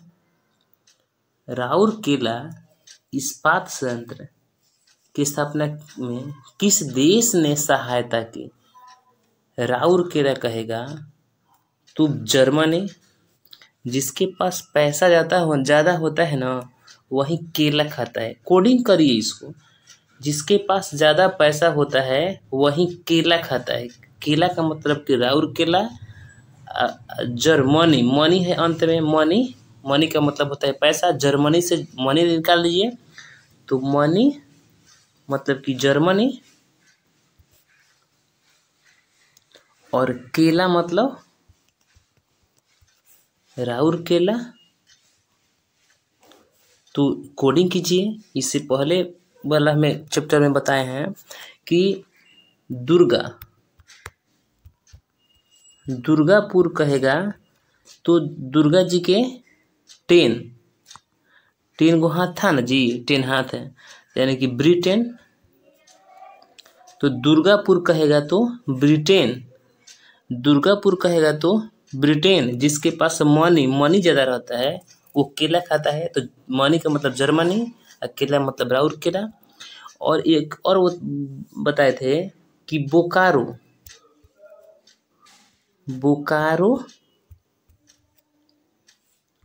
भिलाई। बोकारो और भिलाई ये दोनों किस देश के सहयोग से? तो रूस। बोका भुलाइल रूस में। इसका बताए थे कि जो बोका भुलाइल रूस में यानी कि बोकारो और भिलाई जो हो गया रूस का। आगे बढ़ते हैं। ये सब कोडिंग करने के लिए कोई ट्रिक थोड़े ना है। आप लोग बार बार देखिएगा तो आप लोग को याद हो जाएगा। लेकिन फिर थोड़ा सा हम ऐसा करते हैं कि आप लोग को याद हो जाए। भारत लोहा और इस्पात नगरी कहाँ स्थापित किया? भारतीय लोहा और इस्पात कंपनी कहाँ स्थापित किया गया? भारतीय लोहा और इस्पात कंपनी कहाँ स्थापित किया गया? तो इसका राइट आंसर हो जाएगा आप लोगों को बर्नपुर में। इन्नौर बंदरगाह कहाँ स्थित है? इन्नौर बंदरगाह जो है तमिलनाडु में स्थित है। भारत में प्रथम सूती वस्त्र उद्योग कहाँ स्थापित किया गया? भारत में प्रथम सूती वस्त्र उद्योग कहाँ स्थापित किया गया? तो मुंबई में। कब? 1854 ईस्वी में। बोकारो स्टील प्लांट किस पंचवर्षीय योजना में बना? बोकारो, बोकारो कहेगा तो तीसरी बोकारो कहेगा तो तीसरी पंचवर्षीय योजना में। और किसके सहायता से? तो रूस की सहायता से। अधिकांश लौह इस्पात केंद्र भारत के किस क्षेत्र में स्थापित है? अधिकांश लौह इस्पात क्षेत्र कहेगा तो इसका राइट आंसर हो जाएगा आप लोगों को इनमें से कोई नहीं। और इसका लास्ट क्वेश्चन है कि निम्न में कौन सूती वस्त्र उत्पादन में अग्रणी है? सूती वस्त्र उत्पादन में कह रहा है तो सूती वस्त्र उत्पादन में सूरत अग्रणी है। सूती वस्त्र के उत्पादन में सूरत अग्रणी है। तो ये रहा, सॉरी सूती वस्त्र कहेगा ना तो अच्छा इसमें मुंबई हो जाएगा। सूती वस्त्र उत्पादन में मुंबई हो जाएगा। और यदि पहला सूती वस्त्र कंपनी जो स्थापित हुआ था कहाँ? तो मुंबई में। इसलिए इसको मुंबई को ही कहा जाता है सूती वस्त्रों की महानगरी। ये लेसन नंबर 4 परिवहन, संचार एवं व्यापार, ट्रांसपोर्ट, कम्युनिकेशन एंड ट्रेड। तो इसमें सबसे पहले हम इस पार्ट के कुछ बातें देखेंगे। उसके बाद में जो ये ऑब्जेक्टिव देखेंगे और वो टारगेट के ऑब्जेक्टिव है जो कि बहुत बार आया हुआ है। ये आप लोगों को परीक्षा की दृष्टि से भी है और यदि आप कॉम्पिटिटिव एग्जाम की तैयारी कीजिएगा तो उसके लिए भी है। तो उस कह रहा है कि परिवहन, यहाँ परिवहन कह रहा है, ट्रांसपोर्ट। परिवहन का अर्थ क्या होता है? तो कह रहे कि परिवहन एक ऐसा तंत्र है जिसे यात्रियों और माल को एक स्थान से दूसरे स्थान लाया और ले जाया जाता है। इसमें परिवहन में हम लोग यात्री को भी और माल को भी एक जगह से दूसरे जगह तक ले जाने और लाने का काम करते हैं। परिवहन को राष्ट्रीय अर्थव्यवस्था की जीवन रेखा कहते हैं। यहाँ सब्जेक्टिव एक आएगा कि राष्ट्रीय अर्थव्यवस्था की जीवन रेखा किसको कहते हैं? तो परिवहन को। राष्ट्रीय अर्थव्यवस्था की जीवन रेखा किसको कहते हैं? तो परिवहन को। अब देखिए कह रहा है कि परिवहन तंत्र मुख्य रूप से 5 प्रकार के होते हैं। परिवहन तंत्र कितने प्रकार के होते हैं? तो 5 प्रकार के। कौन कौन? सड़क, रेल, जल, वायु तथा पाइपलाइन मार्ग। ये है प्रमुख 5 प्रकार। सड़क देखिए, अब सड़क के बारे में कह रहा है तो ये सड़क आप लोगों को 4 प्रकार के होता है। राष्ट्रीय राजमार्ग, जिला की सड़कें एवं ग्रामीण सड़कें। तो ये हुआ। कह रहे कि सड़क मार्ग परिवहन का एक सुलभ एवं सबसे सुलभ और सबसे सस्ता कहेगा तो हो जाएगा सड़क मार्ग। सबसे सुलभ भी रहता है और ये सबसे सस्ता भी रहता है। रेल मार्ग की बात की जाए तो सबसे पहला रेल 1853 ईस्वी में, ये सब सब्जेक्टिव बनेगा। 1853 ईस्वी में मुंबई से थाने के बीच चली थी प्रथम रेल 1853 ईस्वी में। अब देखते हैं यहाँ पर कुछ ऑब्जेक्टिव क्वेश्चन, उसको देखते हैं। कह रहे कि भारत में वर्तमान रेल मंडलों की संख्या कितनी है? रेल मंडल की संख्या कहेगा तो 18 हो जाएगा। रेल मंडलों की संख्या कितना है? तो 18। अगला कार्य कि निम्नलिखित में कौन सा महामार्ग भारत का सबसे लंबा महामार्ग है? तो सबसे लंबा महामार्ग कहेगा तो ये हो जाएगा NH7। अब यदि NH7 की बात कहेगा तो कहाँ से कहाँ तक है? तो वाराणसी से कन्याकुमारी तक। कहेगा यदि मान लिया जाए कि इसकी लंबाई कितनी है तो 2369 किलोमीटर। 2369 किलोमीटर। आगे बढ़ते हैं। कह रहा है कि भारत का कौन सा शहर grand trunk road NH1 NH2 पर स्थित नहीं है? नहीं है की बात कह रहा है तो वो हो जाएगा लखनऊ। बाकी ऑप्शन को देख लीजिए, लखनऊ आंसर हो जाएगा इसका। अगला क्वेश्चन कह रहा है कि भारत में सबसे पहले रेलगाड़ी किन स्टेशनों के बीच चली थी? हम ऊपर में बताए हैं। तो अब देखिएगा, मुंबई से ठाणे इसका आंसर है। आप लोग कीजिएगा क्या, जब मान लीजिए कि मेन पेपर में है मुंबई पढ़िएगा और ये पढ़ करके पुणे पढ़ करके आप गोल मतलब कि जो OMR होगा उसमें घेर दीजिएगा। उसके बाद में फिर पूरा पढ़ने के बाद में पता चलेगा कि यहाँ मुंबई से ठाणे भी है। तो ऐसा गलती मत कीजिएगा, इसका राइट आंसर हो जाएगा मुंबई से ठाणे के बीच। आप लोगों को मेन पेपर में हड़बड़ाई नहीं करना है, एकदम जल्दीबाजी नहीं करना है। जो भी करना है एकदम धीरे धीरे, जो क्वेश्चन पहले आ रहा है उसको OMR पर रख दीजिएगा। उसके बाद में यदि 50 क्वेश्चन पूरा हो जाता है तो ठीक है, और नहीं तो फिर जो कन्फ्यूजन वाला है उसको कीजिएगा। अगला क्वेश्चन है कि राष्ट्रीय जल मार्ग संख्या 1 किस नदी पर और किस स्थानों के बीच है? जल मार्ग कह रहा है, इसका राइट आंसर हो जाएगा आप लोगों को गंगा नदी पर है, इलाहाबाद तथा हल्दिया के बीच में है।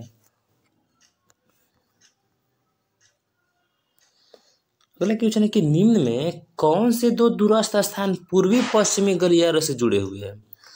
पूर्वी पश्चिमी गलियारों से जुड़े हुए जो दो स्थान है वो है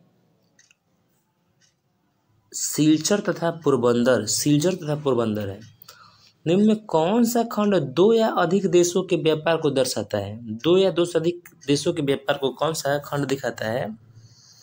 तो वो हो जाएगा अंतर्राष्ट्रीय व्यापार। अब देखिए, ये पाठ का नाम था परिवहन, संचार और व्यापार। तो ये इतना तक। अब जो इससे पहले जो भी क्वेश्चन आता था वो अभी तो आगे भी है, लेकिन यहाँ एक व्यापार से आया तो हम इस पर भी थोड़ा सा देख लेते हैं। अब ये संचार क्या होता है? स्टार्टिंग में परिवहन के बारे में देख लिए, अब संचार क्या होता है? तो संदेशों का आदान प्रदान करना ही संचार कहलाता है। संदेश को एक जगह से दूसरे जगह तक ले जाना ही संचार कहलाता है। अब जब संचार की बात कहेगा तो डाक सेवा, टेलीग्राम, टेलीफोन, सिनेमा, समाचार पत्र, इंटरनेट आदि जो भी है क्या है? ये है संचार के साधन। आगे अब देखिए, अब यहाँ पर व्यापार की बात कहेगा तो व्यापार दो व्यक्तियों या समूहों के बीच वस्तुएं एवं सेवाओं के क्रय विक्रय को व्यापार कहा जाता है। तो ये हो गया व्यापार। अगर कह रहा है कि स्वतंत्रता प्राप्ति के समय देश में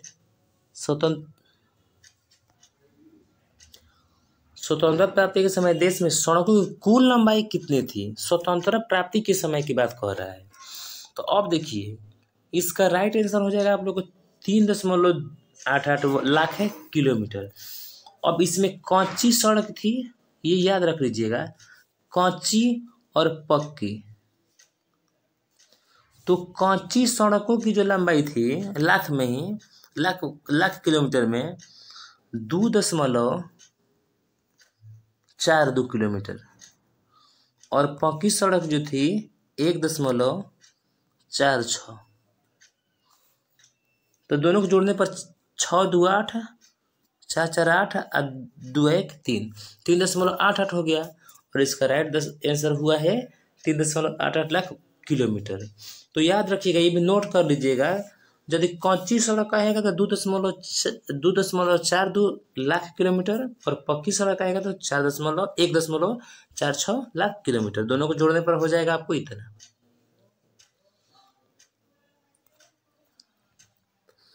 कह रहा है कि पक्की सड़कों की लंबाई की दृष्टि से प्रथम स्थान पर कौन सा राज्य है?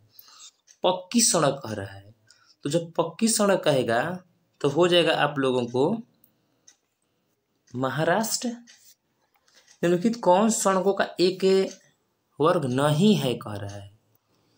तो स्वर्णिम चतुर्भुज जो होगा सड़कों का वर्ग नहीं है। इसके अलावा सब ये सीमांत सड़कें, एक्सवे और ये सब एक्सप्रेसवे वगैरह सब जो है। भारत के किन शहरों में मेट्रो रेल सेवा उपलब्ध है?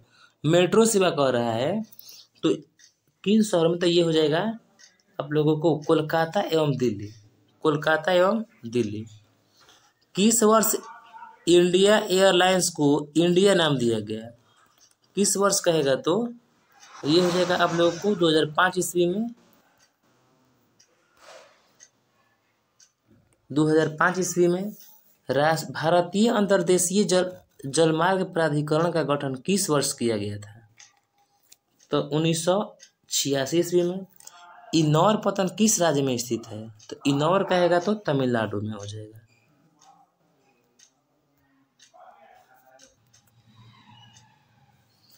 भारत को कुल कितने डाक क्षेत्रों में बांटा गया है?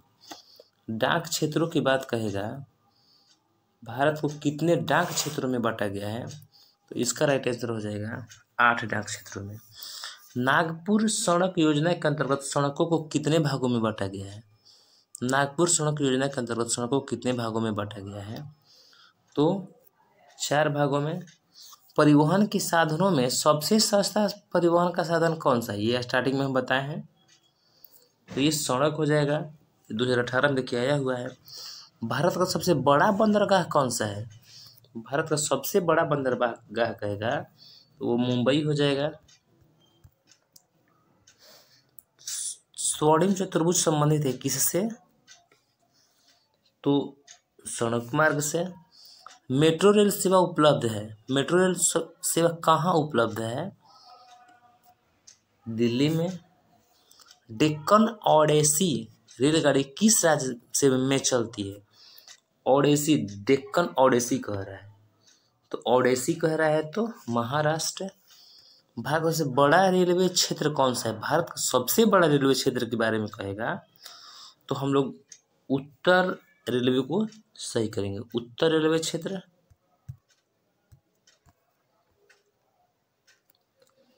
कह रहे कि निम्नलिखित में कौन संचार सेवा, यहाँ से अब संचार स्टार्ट हुआ। तो हम बताए हैं कि संचार क्या होता है? संदेशों का आदान प्रदान ही संचार होता है। संदेशों का एक जगह से दूसरे जगह तक ले जाना ही संचार। तो कह रहे कि कौन संचार सेवाओं का अंग है? अंग है कह रहा है तो उसमें आप लोगों को समाचार पत्र भी है, टेलीफोन भी है और टेलीविजन भी है। भारतीय डाक विभाग की स्थापना कब हुई थी? भारतीय डाक विभाग की स्थापना हुई थी 1854 ईस्वी में। भारतीय डाक विभाग की स्थापना कब हुई थी? तो 1854 ईस्वी में। भारत का सबसे छोटा रेलवे क्षेत्र कहेगा तो छोटा रेलवे क्षेत्र हो जाएगा आप लोगों को उत्तर पूर्वी रेलवे। उत्तर पूर्वी रेलवे जो होगा छोटा हो जाएगा। वायु परिवहन का राष्ट्रीयकरण कब किया गया? वायु परिवहन कहेगा तो 1953 ईस्वी में। वायु परिवहन 1953 ईस्वी में। विश्व का प्राचीनतम परिवहन साधन क्या है? सबसे पुराना के बारे में कह रहा है तो जल मार्ग है। उत्तर रेलवे का मुख्यालय कहाँ है? उत्तर रेलवे का, तो उत्तर रेलवे का मुख्यालय आपको हो जाएगा नई दिल्ली। निम्नलिखित में कौन राज्य रेल मार्ग से नहीं जुड़ा है? रेल मार्ग से नहीं जुड़ा है कहेगा तो हम लोग मेघालय को कहेंगे। मध्य रेलवे का मुख्यालय कहाँ स्थित है? मध्य रेलवे का मुख्यालय कहेगा तो मध्य रेलवे का मुख्यालय जो हो जाएगा मुंबई में। कौन सा राष्ट्रीय जलमार्ग इलाहाबाद को हल्दिया से जोड़ता है? इलाहाबाद को हल्दिया से जोड़ता है तो वो हो जाए राष्ट्रीय जलमार्ग 1 है, इलाहाबाद को हल्दिया से जोड़ता है। निम्न में कौन पतन पूर्वी तट पर स्थित नहीं है? पूर्वी, सभी क्वेश्चन आया हुआ है इसलिए ध्यान दीजिएगा इस पर। पूर्वी तट पर स्थित नहीं है कहेगा तो वो हो जाएगा मरमा गाँव जो होगा पूरी तौर पर स्थित नहीं है। भारत में रेडियो का प्रसारण किसके द्वारा शुरू किया गया? भारत में रेडियो का प्रसारण किसके द्वारा शुरू किया गया था? तो रेडियो क्लब ऑफ बॉम्बे से इसका आंसर जो हो जाएगा रेडियो क्लब ऑफ बॉम्बे। अब देखते हैं अब इसका ऑप्शन क्या है, अगले पेज में इसका ऑप्शन है। तो इसका राइट आंसर हो जाएगा D, radio club of Bombay. Radio club of Bombay. निम्न में कौन किसी रेल मंडल का मुख्यालय नहीं है? मुख्यालय नहीं है के बारे में कह रहा है। तो इंदौर जो है किसी भी रेल मंडल का मुख्यालय नहीं है। उत्तर मध्य रेलवे का मुख्यालय निम्न में से कौन है? उत्तर मध्य रेलवे का यदि मुख्यालय कहेगा तो वो हो जाएगा इलाहाबाद। उत्तर मध्य रेलवे का मुख्यालय इलाहाबाद। अगला कह रहा है कि ऑल इंडिया रेडियो की शुरुआत कब हुई थी? ऑल इंडिया रेडियो की शुरुआत जो हुई थी 1936 ईस्वी को हुई थी। ऑल इंडिया रेडियो की शुरुआत 1936 ईस्वी में। भारत में रेडियो की लंबाई की दृष्टि भारत में सड़कों की लंबाई की दृष्टि से प्रथम स्थान किस राज्य का है? सड़कों की लंबाई की दृष्टि से हो जाए कहेगा तो महाराष्ट्र। सड़कों की लंबाई की दृष्टि से प्रथम स्थान किस राज्य का है? तो महाराष्ट्र का। तो ये रहा दोस्तों, इस वीडियो में हम ज्योग्राफी सब्जेक्ट के चैप्टर नंबर 5 जो कि कहने को तो क्लास 10th के हैं लेकिन यह सभी प्रकार के कॉम्पिटिटिव एग्जाम में हेल्पफुल होगा। देखिए ये बिहार, इसमें बिहार कृषि एवं वन संसाधन पढ़ेंगे। तो यदि आप बिहार के कोई भी एग्जाम दे रहे हैं, बिहार पुलिस हो, दरोगा हो, या फिर बीपीएससी टीचर हो, या फिर बीपीएससी हो, तो उसमें ये लाभदायक होगा। या आप यदि 10th क्लास में पढ़ते हैं तो ये तो 10th क्लास के ही चैप्टर है ये है। तो इसमें हम टारगेट के ऑब्जेक्टिव देखेंगे। इसमें बिहार कृषि एवं वन संसाधन के बारे में पढ़ना है। तो बिहार जो है एक कृषि प्रधान देश है। इसकी लगभग 80% जो जनसंख्या है, जितना भी आबादी है उसका 80% कृषि कार्य पर डिपेंड है। इसके अलावा कह रहा है कि यहाँ पर 4 प्रकार के फसलें बोई जाती है। 4 प्रकार की बिहार में 4 प्रकार की फसल बोई जाती है। कौन कौन? भदई है, भदई, उसके बाद में अगहनी, रबी एवं गर्मा। अगहनी फसल को ही खरीफ फसल कहा जाता है। और कह रहे कि यहाँ 3 प्रकार के प्रमुख खाद्यान्न है। बिहार में प्रमुख खाद्यान्नों की संख्या कितना है? तो 3। उसमें है धान, गेहूं तथा मकई। धान, गेहूं और मकई। धान, गेहूं और मकई, ये 3 प्रकार के खाद्यान्न है। मकई कह रहा है कि सबसे महत्वपूर्ण खाद्यान्न की बात की जाए यदि तो यहाँ धान है। सबसे महत्वपूर्ण खाद्यान्न कहा जाएगा तो सबसे महत्वपूर्ण खाद्यान्न यहाँ धान है। यहाँ पर बिहार का जो भौगोलिक क्षेत्र है 93.6 लाख हेक्टेयर है। ये सब देखिए ऑब्जेक्टिव के लिए बहुत ही हेल्पफुल होगा, इसलिए थोड़ा सा इसको हो सके तो कॉपी पर लिख दीजिएगा। पहले कि बिहार का भौगोलिक क्षेत्र 93.6 लाख हेक्टेयर है, जिसमें से 64 लाख हेक्टेयर जो है 93.6 लाख हेक्टेयर में से 14 लाख हेक्टेयर बाढ़ग्रस्त है। घटा लीजिए, जितना बचेगा उतना खेती के लिए होगा। कह रहा है कि जो बिहार है ना, सब्जी के उत्पादन में तीसरा सबसे बड़ा राज्य है। भारत का सबसे तीसरा बड़ा राज्य सब्जी के उत्पादन में बिहार है। लेकिन यदि अमरूद और लीची की बात की जाए, अमरूद और लीची, तो अमरूद और लीची में पहला स्थान पर है। तो चलिए देखते हैं। कह रहे कि यहाँ 2 प्रकार के नहरें हैं। बिहार में 2 प्रकार के नहरें, मौसमी नहरें और सतत वाहिनी। आगे देखते रहेंगे, चलते हैं ऑब्जेक्टिव पर। कह रहे कि बिहार में कितने प्रतिशत क्षेत्र में खेती की जाती है? बिहार में कितने प्रतिशत में क्षेत्र में खेती की जाती है? तो इसका राइट आंसर हो जाएगा आप लोगों को 60%। 60% क्षेत्र में खेती की जाती है और पूरे आबादी के 80% लोग जो हैं इन्वॉल्व हैं इसमें।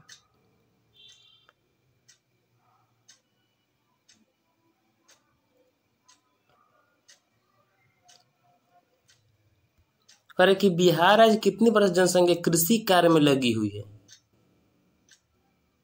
बिहार में कितनी % जनसंख्या जो है कृषि कार्य में लगी हुई है, तो ये हो जाएगा आप लोगों को 80%। यदि कहेगा कि कितने % क्षेत्र में कृषि की जाती है तो वो हो जाएगा 60%। यदि कहेगा कितने जनसंख्या कृषि में लगे हुए हैं तो 80%। करे कि इनमें कौन गन्ना उत्पादक जिला नहीं है, तो रोहतास में गन्ना का उत्पादन कम होता है, नहीं के बराबर होता है।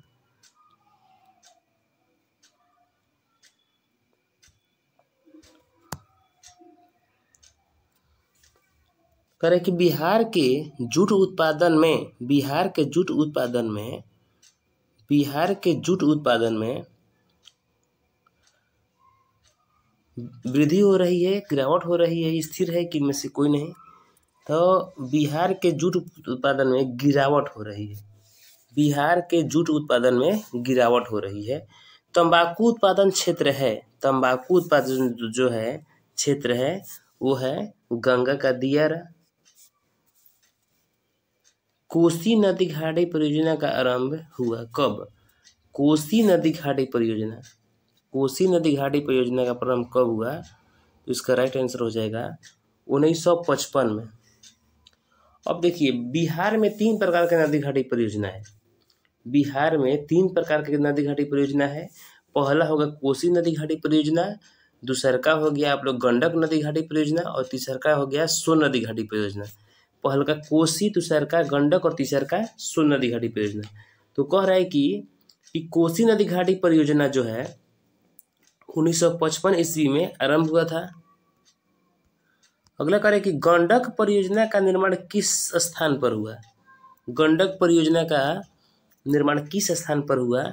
इसका राइट आंसर हो जाएगा आप लोगों को वाल्मीकि नगर में। बिहार में नहरों द्वारा सर्वाधिक सिंचाई किस जिले में होती है? नहरों के द्वारा कह रहा है यहाँ पर। तो यदि नहरों की बात करेगा तो रोहतास जो है ना, रोहतास में नहरों के द्वारा अधिक सिंचाई होती है। बिहार में कुल कितने अधिसूचित क्षेत्र में वन का विस्तार है? तो इसका राइट आंसर हो जाएगा 6374 किलोमीटर। कह रहे कि कुशेश्वर स्थान किस जिले में है? कुशेश्वर कहेगा तो कुशेश्वर हो जाएगा दरभंगा में। कांवर झील स्थित है कहाँ? कांवर झील हो जाएगा आप लोग बेगूसराय जिला में। संजय गांधी जैविक उद्यान किस नगर में स्थित है? तो संजय गांधी जो है पटना में है। बिहार में खनिज तेल मिलने की संभावनाएं हैं। तो गंगा की द्रोणी में, बिहार में गंगा की द्रोणी में खनिज तेल मिलने की संभावनाएं हैं।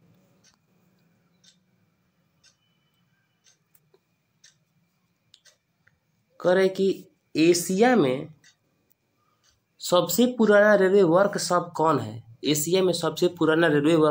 है? तो इसका राइट आंसर हो जाएगा आप लोगों को एशिया में सबसे पुराना कह रहा है, तो सबसे पुराना में हो जाएगा जमालपुर रेलवे वर्कशॉप। पाइराइट खनिज है। पाइराइट क्या है? तो पाइराइट एक प्रकार का अधात्विक खनिज है। और हाँ, पाइराइट को मूर्खों का सोना कहा जाता है। आज एक प्रश्न है कि मूर्खों का सोना किसको कहा जाता है? तो पाइराइट को। अगला कह रहा है कि कौन तापीय विद्युत परियोजना बिहार में है? तो कौन तापीय विद्युत परियोजना कह रहा है? तो आप लोगों को कांटी तापीय विद्युत परियोजना भी है, कहलगांव भी है, नवीनगर तापीय विद्युत परियोजना, यानी कि इनमें से सभी हो जाएगा आप लोगों को। इसका राइट हो जाएगा आंसर इनमें से सभी। कह रहा है आगे कि कहलगांव तापीय विद्युत परियोजना किस जिले में अवस्थित है। देखिए बहुत बार आया हुआ है, कहलगांव कहेगा, एक बार फिर आप लोग बता रहे, देखिए 21 में भी आया है और 22 में भी आया है, और कुछ बच्चों का कहना रहता है कि जो 21 में आ गया तो अगला साल नहीं आता है, जबकि ऐसा नहीं है। आप लोग अच्छा से ईमानदारी से पढ़ते रहिए, जो क्वेश्चन आएगा वो आपको उस सभी को आप फोड़ दीजिएगा, बढ़िया से तैयारी करते रहिए, ऑब्जेक्टिव आप लोगों का हो जाएगा। कह रहे हैं कि कहलगांव तापीय विद्युत परियोजना किस जिले में है, तो कहलगांव जो हो गया आप लोगों को भागलपुर में है।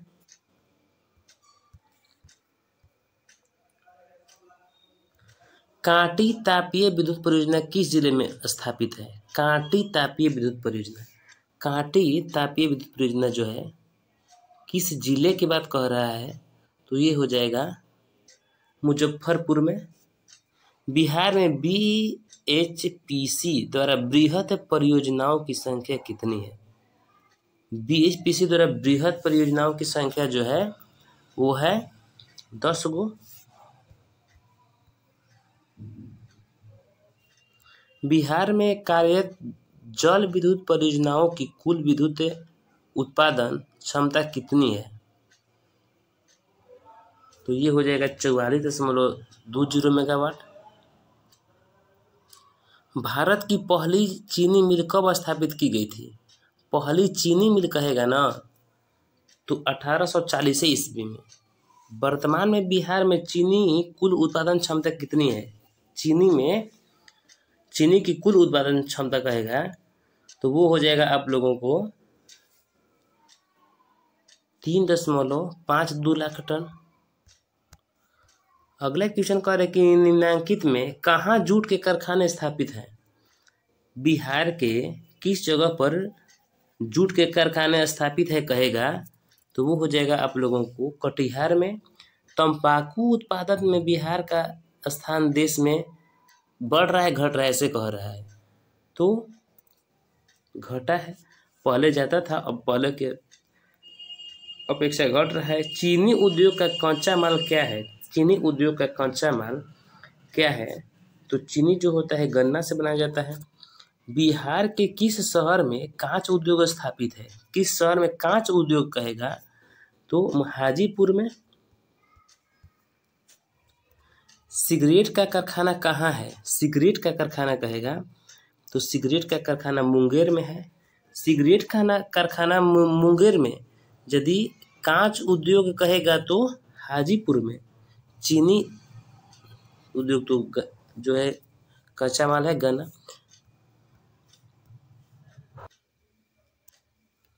करे कि रेल वर्कशॉप कहाँ स्थित है। रेल वर्कशॉप कहाँ स्थित है कह रहा है, तो रेल वर्कशॉप जो है जमालपुर में है। खाद कारखाना कहाँ स्थित है, तो खाद कारखाना आप लोगों को बरौनी में है। किस नगर में कालीन तैयार होता है। कालीन तैयार करने की बात कह रहा है तो कालीन होता है दाऊद नगर में। कालीन तैयार कहाँ होता है तो दाऊद नगर में।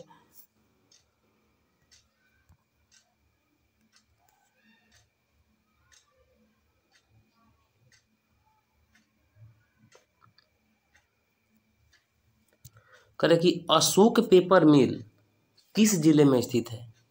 अशोक पेपर मिल जो है डालमिया नगर में है।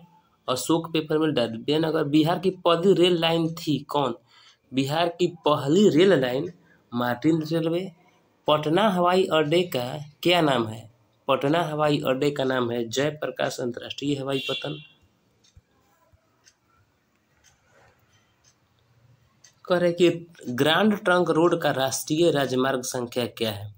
ग्रांड ट्रंक रोड का राष्ट्रीय राजमार्ग संख्या आप लोगों को 2 है। बिहार में रेल परिवहन का शुभारंभ कब से माना जाता है। बिहार की बात कह रहा है तो बिहार में 1860 में। 1853 जो हो गया भारत में कहेगा तो 1853 और बिहार में कहेगा तो 1860।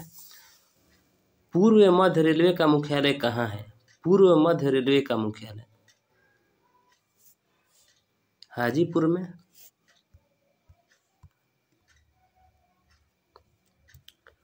बिहार की सीमा से रेल मार्ग की कुल लंबाई कितनी है? बिहार की सीमा से रेल मार्ग की कुल लंबाई कहेगा तो हो जाएगा आप लोगों को 6283 किलोमीटर, 6283 किलोमीटर। बिहार में रज्जू मार्ग कहाँ है? बिहार में रज्जू मार्ग कहेगा तो बिहार में रज्जू मार्ग हो जाएगा आप लोगों को राजगीर में। बिहार में रज्जू मार्ग राजगीर में। मंदार हिल किस जिले में स्थित है? मंदार हिल आप लोगों को बांका जिला में है।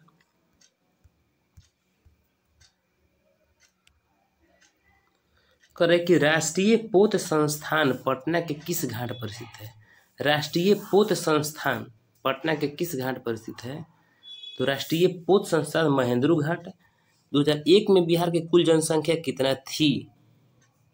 तो 8 करोड़ से अधिक है। 1991 से 2001 के दौरान बिहार की जनसंख्या वृद्धि दर है कितना? तो 28.36%। बिहार में ग्रामीण आबादी कितना है? तो इसका राइट आंसर हो जाएगा 89.5%।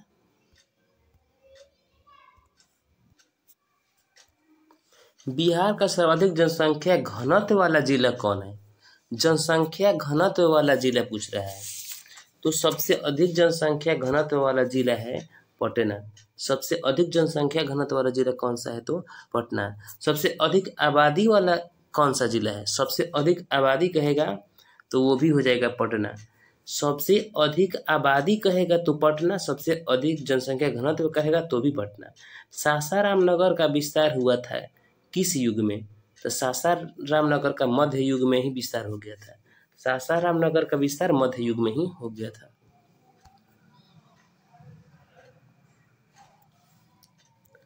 अविभाजित बिहार में एकमात्र नियोजित नगर कौन था? अविभाजित कह रहा है तो पहले कहने का मतलब कि पहले जो है ना बिहार और झारखंड एक में था। तो बिहार और झारखंड एक में ही था तो बिहार के पास बहुत सारा उद्योग धंधा था। लेकिन ज्यों ही बिहार का बंटवारा हो गया, झारखंड और बिहार अलग अलग हो गया, तो अधिक से अधिक मात्रा में जो बड़े उद्योग धंधा जो था झारखंड में चला गया। तो यहाँ करें कि अविभाजित बिहार में एकमात्र नियोजित नगर कौन था? तो अविभाजित कहेगा तो टाटा नगर हो जाएगा। बिहार का सबसे बड़ा नगर कौन है? बिहार का सबसे बड़ा नगर कहेगा तो वो हो जाएगा पटना। सबसे जनसंख्या वाला पटना, जो सबसे जनसंख्या घनत्व वाला पटना, सबसे बड़ा नगर कहेगा तो भी पटना है। झारखंड राज्य का गठन कब हुआ था? तो झारखंड राज्य का गठन 15 नवंबर 2000 ईस्वी को, और उसके बाद में बिहार एक तरह से उद्योग धंधा के लिए कंगाल हो गया, अधिक से अधिक मात्रा में झारखंड में चला गया। लेकिन महात्मा बुद्ध को ज्ञान की प्राप्ति कहाँ हुई? तो महात्मा बुद्ध को ज्ञान की प्राप्ति बोध गया में हुई थी। महात्मा बुद्ध को ज्ञान की प्राप्ति बोध गया में हुई थी। बिहार में प्रायः कैसी मिट्टी पाई जाती है? तो बिहार में जलोढ़ मिट्टी पाई जाती है। बिहार राज्य है क्या? एक कृषि प्रधान राज्य। बिहार में कितने जिले हैं? तो बिहार में 38 जिले हैं। लास्ट जिला अरवल है। ककोलत जलप्रपात बिहार के किस जिले में स्थित है? ककोलत कहेगा तो ककोलत आप लोगों को नवादा में है। ककोलत नवादा। किस देश की सीमा बिहार से जुड़ी हुई है? किस देश की सीमा बिहार से जुड़ी हुई है? तो इसका राइट आंसर हो जाएगा नेपाल।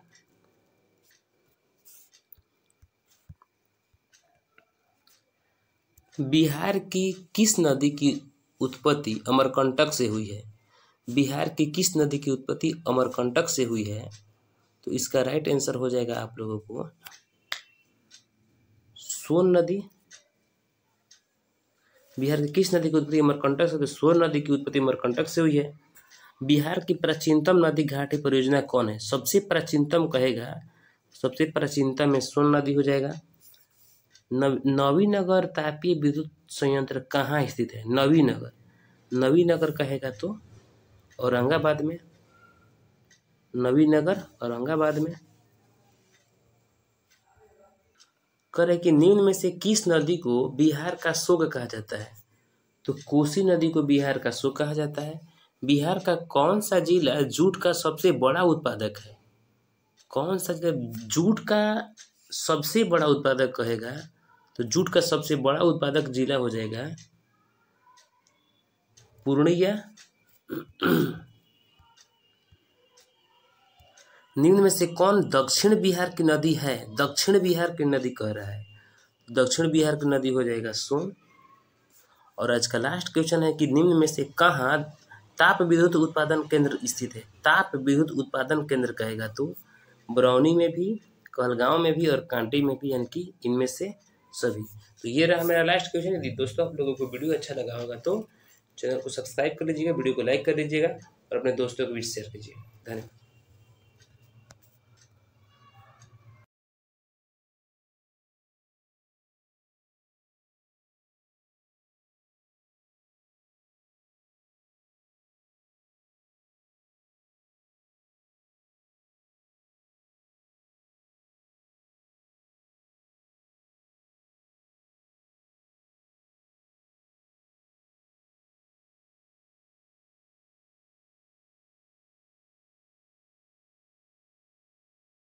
दोस्तों ये ज्योग्राफी सब्जेक्ट के जो क्लास 10th के हैं लास्ट वीडियो है।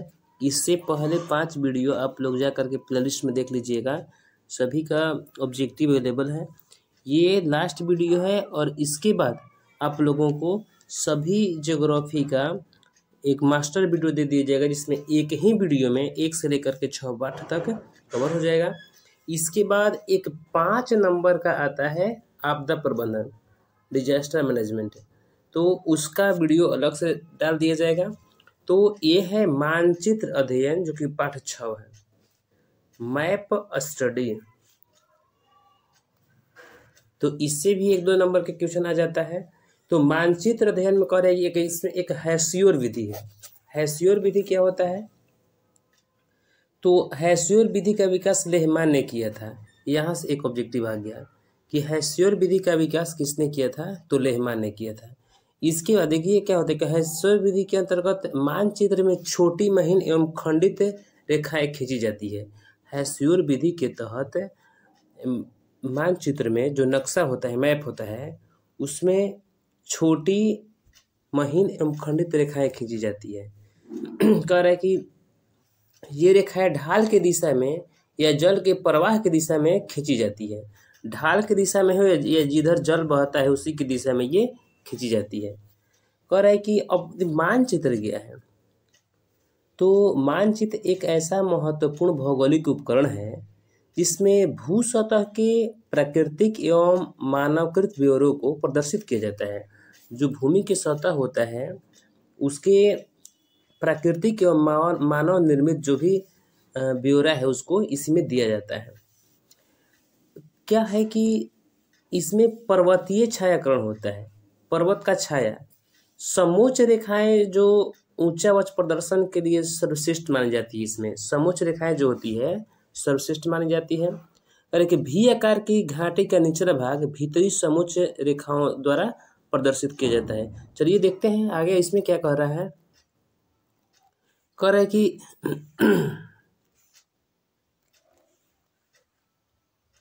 पहला क्वेश्चन कह रहा है कि ऊंचा वक्ष प्रदर्शन के लिए हैस्योर विधि का विकास किसने किया था? हाँ, तो पहला ही क्वेश्चन हो गया कि हैस्योर विधि का विकास किसने किया था? तो लेहमान ने। पर्वतीय छायांकन विधि में भू आकृतियों पर किस दिशा में प्रकाश पड़ने की कल्पना की जाती है? तो ये उत्तर पश्चिम दिशा में। मैप देखिएगा तो मैप में ध्यान दीजिएगा कि जो भी मैप होगा उसके ऊपर की ओर आप लोगों को उत्तर दिशा प्रदर्शित की जाती है। कह रहे कि छोटी महीन एवं खंडित रेखाओं को ढाल की दिशा में खींचकर ऊंचा वक्ष प्रदर्शन की विधि को क्या कहा जाता है? तो इसको कहा जाता है हैस्योर विधि। तल चिन्ह की सहायता से किसी स्थान विशेष की मापी गई ऊंचाई को क्या कहा जाता है? स्थानिक ऊंचाई कहा जाता है।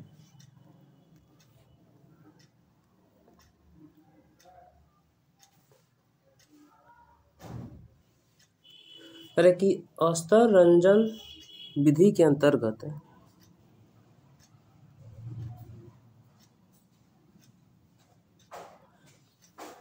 मानचित्रों में नीले रंग से किस भाग को दिखाया जाता है? नीले रंग से कह रहा है, तो जब नीले रंग के बात कहेगा ना तो नीले रंग से जल को प्रदर्शित किया जाता है। और पृथ्वी पर जल अधिक मात्रा में होने के कारण ही पृथ्वी को अंतरिक्ष में देखने पर नीला दिखाई देता है, इसलिए इसे नीला ग्रह कहा जाता है। कि मानचित्र में मैदान को किस रंग से दिखाया जाता है? मानचित्र में मैदान को हरा रंग से दिखाया जाता है। मैदान में मुख्य रूप से घास होता है, तो घास हरा होता है, इसलिए हरा रंग से।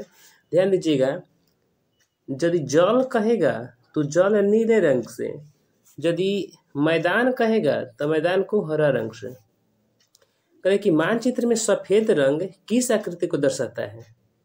सफेद रंग कह रहा है, तो सफेद हो जाएगा आप लोगों को हिमाच्छादित शिखर। 3 हुआ हिमाच्छादित शिखर को सफेद रंग से याद रखिए। नीला रंग कहेगा तो जल, हरा रंग कहेगा तो मैदान, और सफेद रंग कहेगा तो हिमाच्छादित क्षेत्र। ये इसमें बहुत कम मात्रा में ऑब्जेक्टिव है। और आज का ये 8वां जो कि लास्ट ऑब्जेक्टिव है, कह रहे कि मानचित्र में नीले रंग द्वारा किस भाग को प्रदर्शित किया जाता है? नीले रंग, फिर वही क्वेश्चन, नीले रंग जल। इसमें याद करने वाली एक है सुयोर विधि जो कि लेहमान ने दिया था। और नीले रंग को नीले रंग जल को प्रदर्शित करता है, सफेद रंग हिमाच्छादित क्षेत्र को प्रदर्शित करता है, और मैदान जो है हरा रंग को प्रदर्शित करता है। अब ये रहा लास्ट वीडियो। अब इसके बाद एक बार फिर आपको बता देते हैं कि हम मास्टर वीडियो एक बार बनाएंगे, जिसमें पूरा 1 से लेकर के 5 पार्ट है का वीडियो रहेगा। एग्जाम टाइम में आप लोग क्या कीजिएगा कि उसको एक बार स्टार्ट करके और थोड़ा सा चाल बढ़ा करके शुरू से लेकर के अंत तक देख लीजिएगा। बुक देखने की कोई ज़रूरत नहीं है। और इसके बाद में हम इसी प्रकार के सभी प्रकार के वीडियो का हम मास्टर वीडियो बना देंगे। जिस पेपर का होगा वीडियो एक बार देख लीजिएगा, आप लोगों का ऑब्जेक्टिव पूरा क्लियर हो जाएगा। तो ऑब्जेक्टिव से आप लोगों को, जैसा कि आप लोगों को पता है कि 20 नंबर के आता है ये पूरा ज्योग्राफी, 20 में से लगभग 15 नंबर के आ जाएगा ऑब्जेक्टिव, 5 नंबर के सब्जेक्टिव होगा। तो इस 5 नंबर में से आप लोगों को ये 5 उसका भी वीडियो दे दिया जाएगा, लेकिन इस 15 नंबर वाला को आप क्लियर कर लीजिएगा ऑब्जेक्टिव के जरिए। तो यदि आप लोगों को वीडियो अच्छा लगा हो तो चैनल को सब्सक्राइब कर लीजिएगा, वीडियो को लाइक कर दीजिएगा। धन्यवाद।